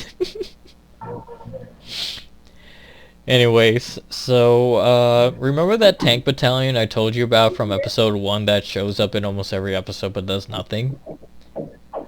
Yeah. Well, they're back, and they're finally doing something. They're mounting a defense against the yet-to-be-known Gauss. Basically, yeah, so at this point in the series, Gamera is dying, so the Japanese government, along with the greatest minds that they could collect, tried to save Gamera. And they actually managed to give him some form of recovery using the leftover beryllium that they managed to find, because Virus ate all the beryllium before he escaped, and then when Gamera made two halves of him, that beryllium that beryllium in Virus's body just got dispersed throughout the world. So yeah, so as they're trying to recover Gamera, S. Gauss appears. The military launched a defensive against him, but this is a Kaiju series, so naturally the military fails. It is known that Kaiju are military's natural enemies. And How about this though? The military response in this specific series, was a lot more coordinated than in other forms of media, because most of the time it's just eye candy to be blown up. Like, you actually see tank formations like dodging attacks. So I will say, the tank unit here is definitely more competent than some of the other military attacks that I've seen in other films. But yeah. So S. Gauss proceeds its way towards Gamera, so Boko tries to lure Gauss away from Gamera. And it is this act of bravery that makes Gamera reawaken a lot earlier than he should, and he proceeds to fight S. Gauss. However, S. Gauss then proceeds to shove its tongue into Gamera's mouth and begins injecting him with something. And the... Something. Yeah, something. And as this is happening, as Gamera is, in peril once again, a joint task force between the U.S. and Japanese forces then mount another attack against Gauss to get it off of Gamera. And before Gauss can finish Gamera off, Gamera manages to kill Gauss. It just gets into its shell, starts hyper violently spinning, and then oh, sorry. The tank distracts Gauss first. Yeah. And then that gives Gamera a chance to respond. Yep. Spin to win, baby. Yeah, If I had a nickel every time Gamera killed an enemy by using his spin attack, I would have 2, which isn't a lot. Kind of cool it happened twice, though. So yeah, Gamera kills S-Gauss with this shell attack, and it's also kind of pretty brutal. And, Gamera tries to lumber off, but then he starts he starts changing a bit. His eye goes red, and he is now evil for all of 30 seconds. He's going to eat Bako. Yeah, he was going to, and then 30 seconds passed, and then he was back to normal. And then Gamera proceeds... Oh, sorry? How about the fact that Bako tells him, I trust him with my life. And know you're different than those other Kaiju Gamera. And the voice of the child makes Gamera snap out of it. I would love it if he's like, I trust Gamera, and then it's just like famous last words. Yeah. So yeah, Gamera then uses all the leftover energy in his body and then shoots a hyper-concentrated death beam at the Eustace Foundation members on the moon, and with pinpoint accuracy manages to destroy them. And that beam is deadly. It went right through the moon like a hot knife through butter. But yeah, in him doing that... yeah. However, in him doing that, Gamera ultimately sacrifices himself and dies. Right after he shoots this death laser, he doesn't feel very good, Mr. Stark, and he slowly disintegrates into dust. Gamera, why do I have to leave you too? But wait, we're not done yet. Because after he disintegrates, something is left remaining. We get a small epilogue as to what's happening. Boku, Junichi, and Brody are still friends. By the way, Joe is still dead, sort of. Tazaki leaves the Eustace Foundation. He was there as a... what's the word I'm looking for? A negotiator between him and the armed forces. And, yeah. The last shot we see is of the trio.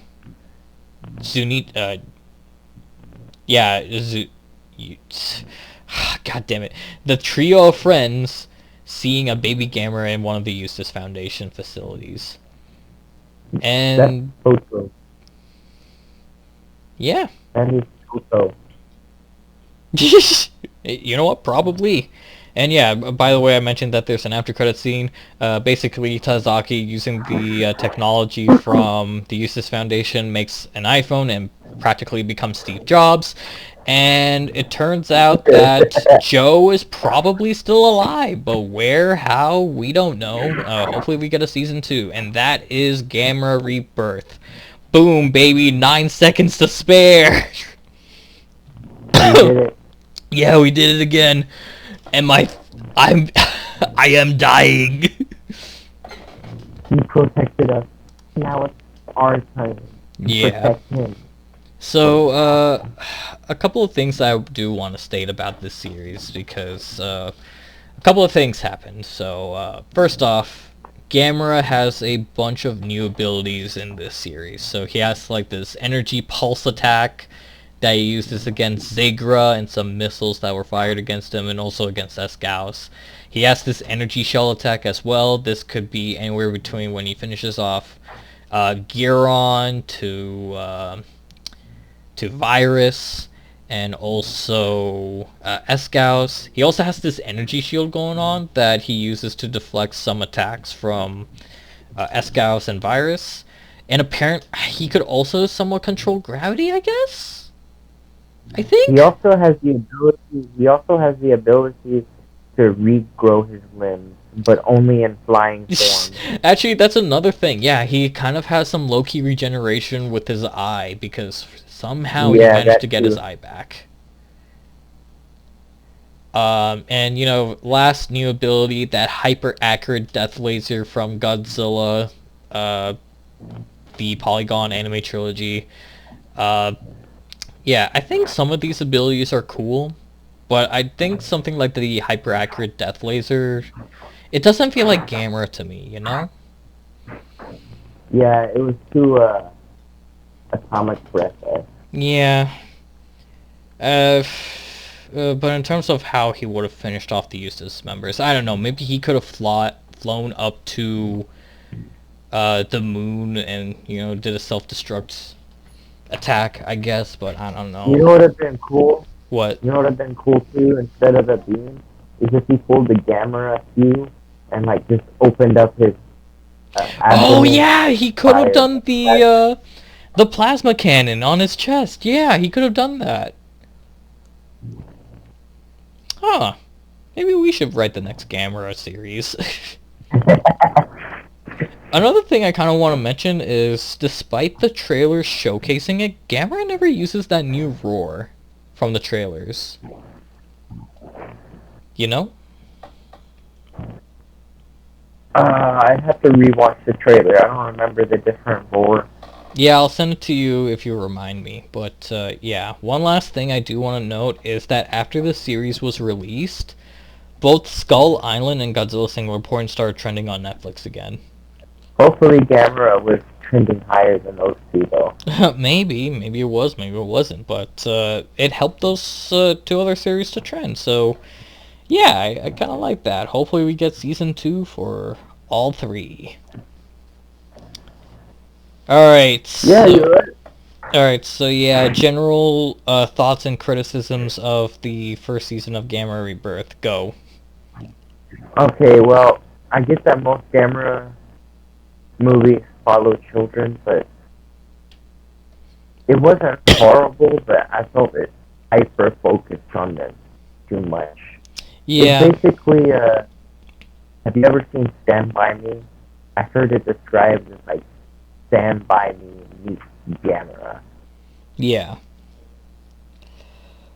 Personally for me... Although this time around though, the characters weren't that bad. Yeah, I actually kind of like the kid characters. Trilogy. Yeah, I actually kind of like the kid characters. I think... How about that? No, sorry, you go? Oh, excuse me. How about that villain plot twist? Honestly, I find it so funny how almost beat for beat this is so much like Godzilla King of the Monsters, but somehow they managed to do it better. So that's kind of cool. I kind of like that. I will say, if there are some major criticisms I do have, it's probably the human animations. I think the monsters, in terms of general design, are fantastic, but when it came to the human characters and the way they're animated, something seemed kind of off. Like, the character designs in general seemed pretty bad, to say the least. Yeah, I will say that other people I've shown the show to, that was an immediate turn off for them. Yeah, and it's kind of a shame because we're in an era where 3D animation, 3D anime specifically, because this is a Japanese production, can look so much better now. Like, you have shows like Land of the Lustrous, for example, where it has absolutely fantastic 3D human characters, or humanoid characters. Or, even the Polygon anime trilogy had way better character designs, in my opinion. And how they're animated, too, is also... because they had that Toho budget rather than the Katakawa budget. I mean, dude, Katakawa was kind of a juggernaut in of itself, I'm just saying. Really? Every time I hear stuff about Katakawa, it's always like, we're broke. Really? Huh. Or maybe I'm thinking about, the company that Katakawa bought out. Daiei. Yeah, Daiei was the one that went out of business, and then Katakawa swooped in and acquired them. Yeah. Another thing about this series, this is kind of a realization to me, but this entire series is pretty much how a lot of kids kind of view. No, sorry, excuse me. I didn't. So, I when Boca was giving that end dialogue, and he's talking about this crazy adventure they've been on. You know, flying on a shuttle, going on a boat, fighting monsters, and making new friends. I can't help but feel like that is almost the personification of being a child. It's very much the childhood dream, actually, and And seeing the woman half naked on a boat. whoa, wait, we're keeping this innocent, please. But yeah, no, I thought that was No, we haven't. no, sorry. Well, we haven't. There's one thing we didn't touch on. These kids in the show have a very, very dirty language. Come on, man. We could have easily not talked about that. God. Yeah. But yeah, I think that was actually kind of nice. And you know, it the fact that this monologue where I realized this had the Gamera main theme but played on like a light guitar riff was also very nice. It's like, ah, now everything has come full circle. The Gamera fight music. Yeah. Yeah. So yeah, while the human characters in terms of design and animations are lacking, that's not the same for the Kaiju, because the Kaiju are absolutely metal in in almost every shot that they're in almost every action that they do. Quick question. How would you rate all the Kaiju in Gamera Rebirth from worst to best? Well, I think Guiron for sure got the better end of the stick out of all of them. Right. I think Guiron had the biggest glow up. Oh no, not in terms of like adaptation. Like which ones from the series do you prefer over others? Well, Guiron was my favorite. Really? And then, yeah. Okay, so yeah. Huh? And who would you say would be the worst? I like what they did with Virus, but I really feel like they kind of oversold him. Yeah, a little bit. Yeah. I don't know if I consider him the worst. Either. I'm not sure. Yeah. For Maybe, me... Yeah, no, sorry, you go? Go ahead. No, you go. You go. Nah, I don't know how to bring my thoughts together. You go ahead. Oh, okay. Well, for me, if I had to rate him, I'd probably put Gauss at the bottom. Simply for the reason that we've always seen Gauss in Gamera works, even in films where they're not the main antagonist, like Gamera the Brave. So when I see Gauss again, it's like, oh, I've never missed you because you were literally in everything else before. You know, the Heisei Gamera trilogy, it appeared in 2 movies. It even appeared in the opening sequence of Gamera the Brave. And you also had them being the main antagonist in the 2016 short film. So, you know, seeing them again, and also them being the first monster, is like, yeah, but I've literally seen you not too long ago. Then right above it will probably be Giron. I do think the design is way better than the original, but at the same time, that sound effect just really does not do it for me. I just don't like it. But, yeah, above that, in no particular order, Zigra, Giron. Oh wait, did I say Giron? I meant Jiger. So Gauss, Jiger, and then every other Kaiju after that. Because, you know, they just had such absolutely amazing glow-ups. Can't wait for the next rendition of Virus to be bronze, since this one was gold and the first one was silver. But yeah, it's like, you know, Gauss, Jiger, And then all the others are like S tier redesigns. I absolutely love Giron. I love Virus. Gamera is also really good. And Zigra. Zigra is honestly one of the most out there redesigns.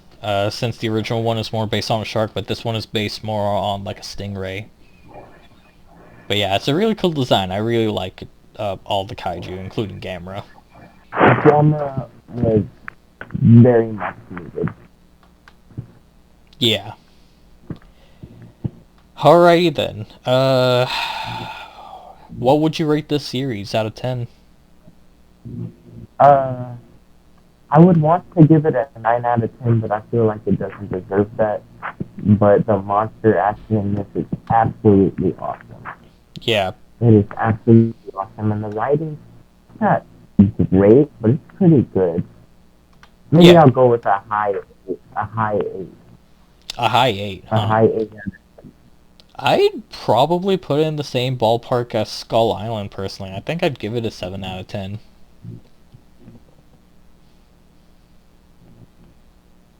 Do you? Why that low? Why that low though? I mean, it's not too... It's an average score. Don't worry about it. But yeah, I think... well, I do think the monster action is really nice, and the human characters are alright. I do feel like the story is a lot more of just things kind of happening.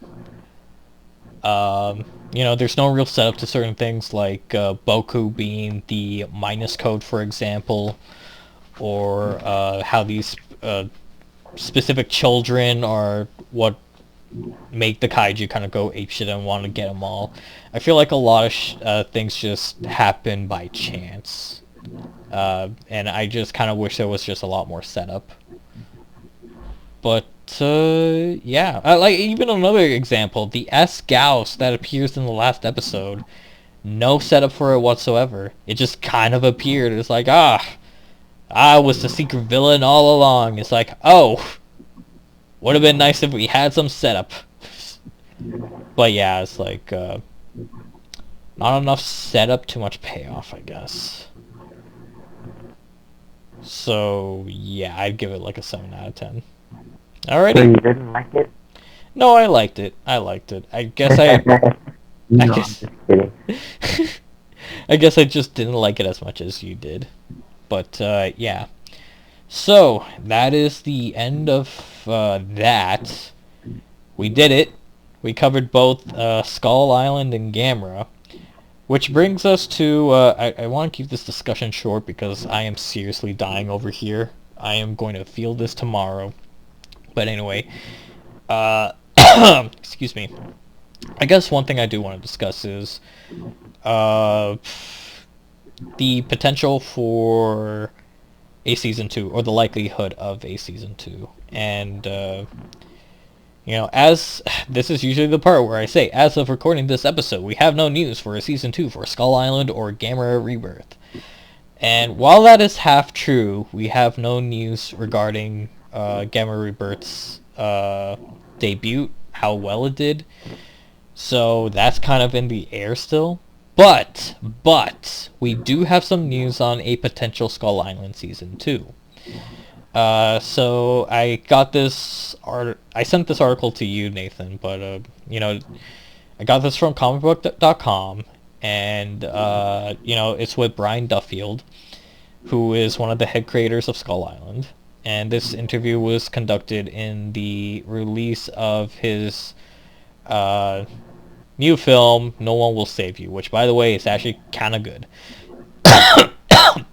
Oh god, I'm really dying here.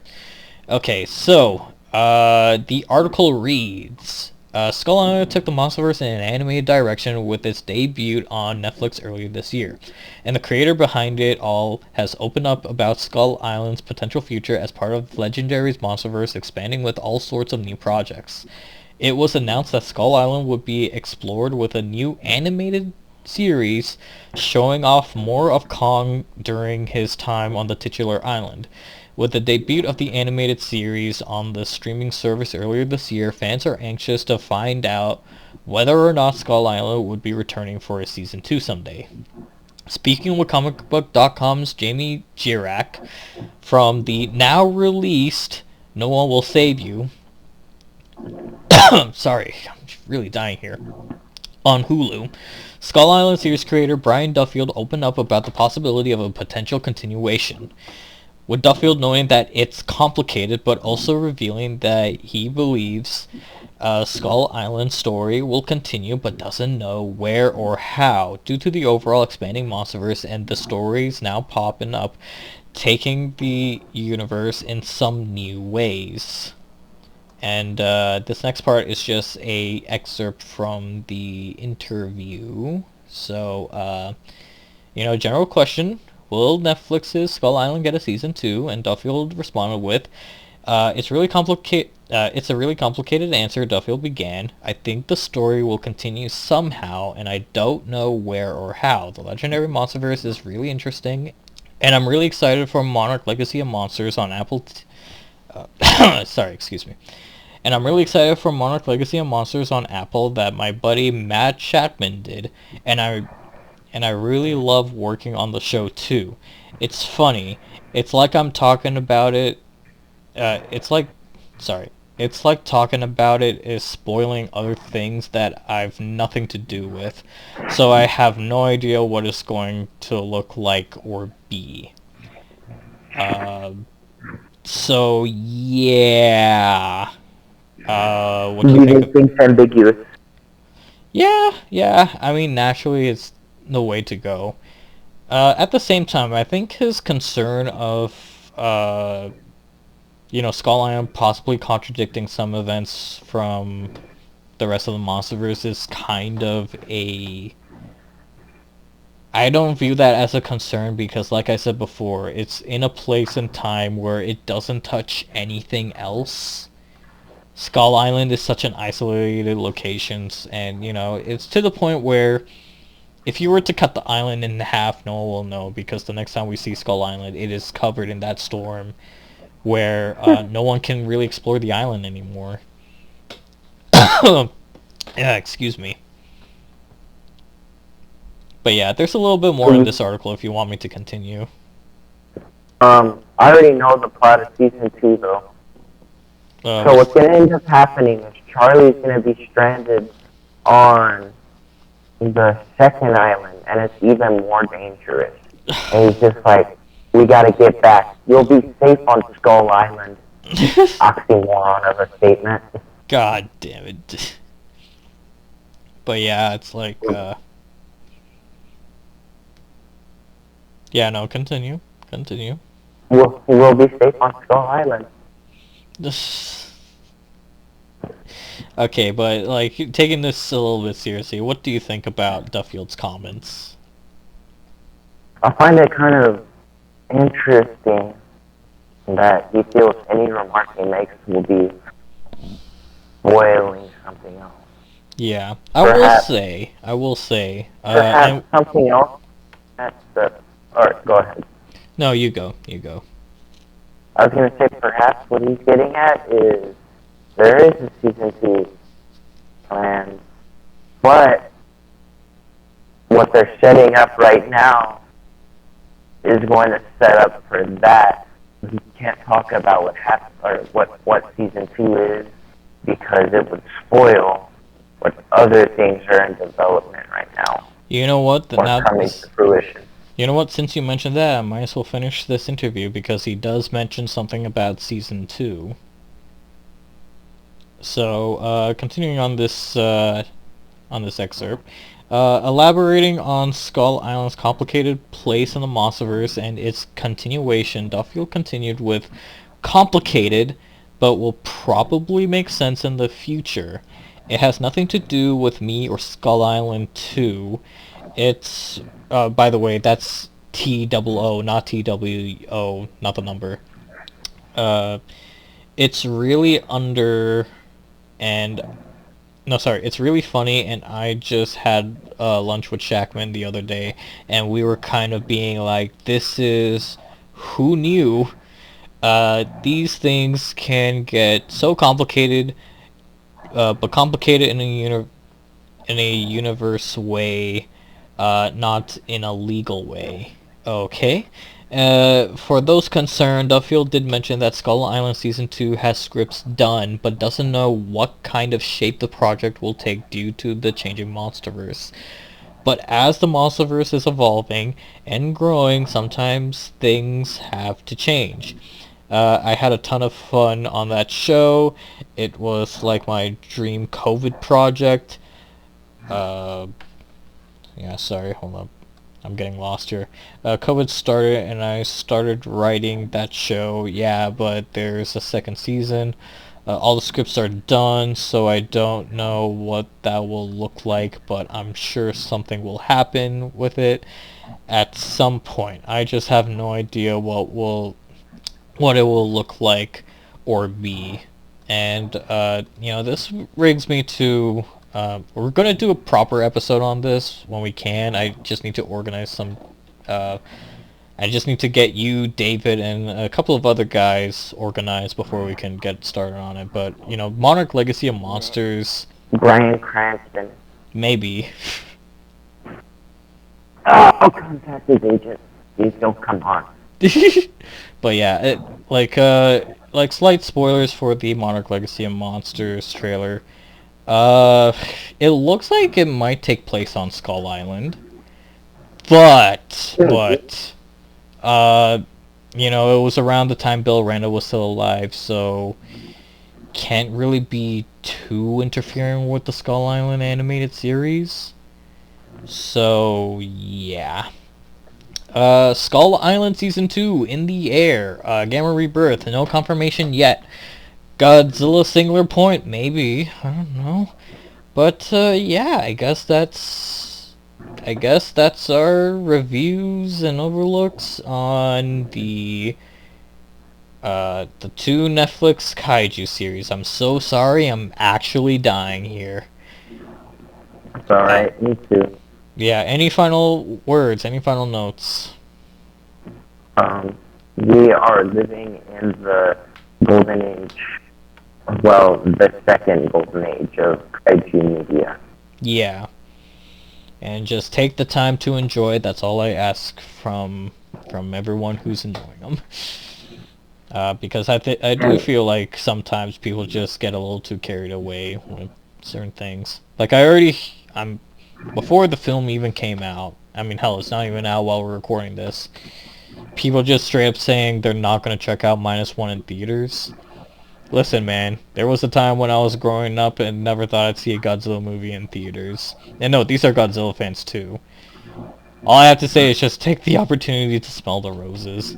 Because when this era of Kaiju Eiga ends, and it will end, I don't want to hear any complaining or any remorse of, oh man, I wish I enjoyed these more in theaters. I wish... Listen, you laid your claim, you made your mistakes. Move on. That's all I have to say.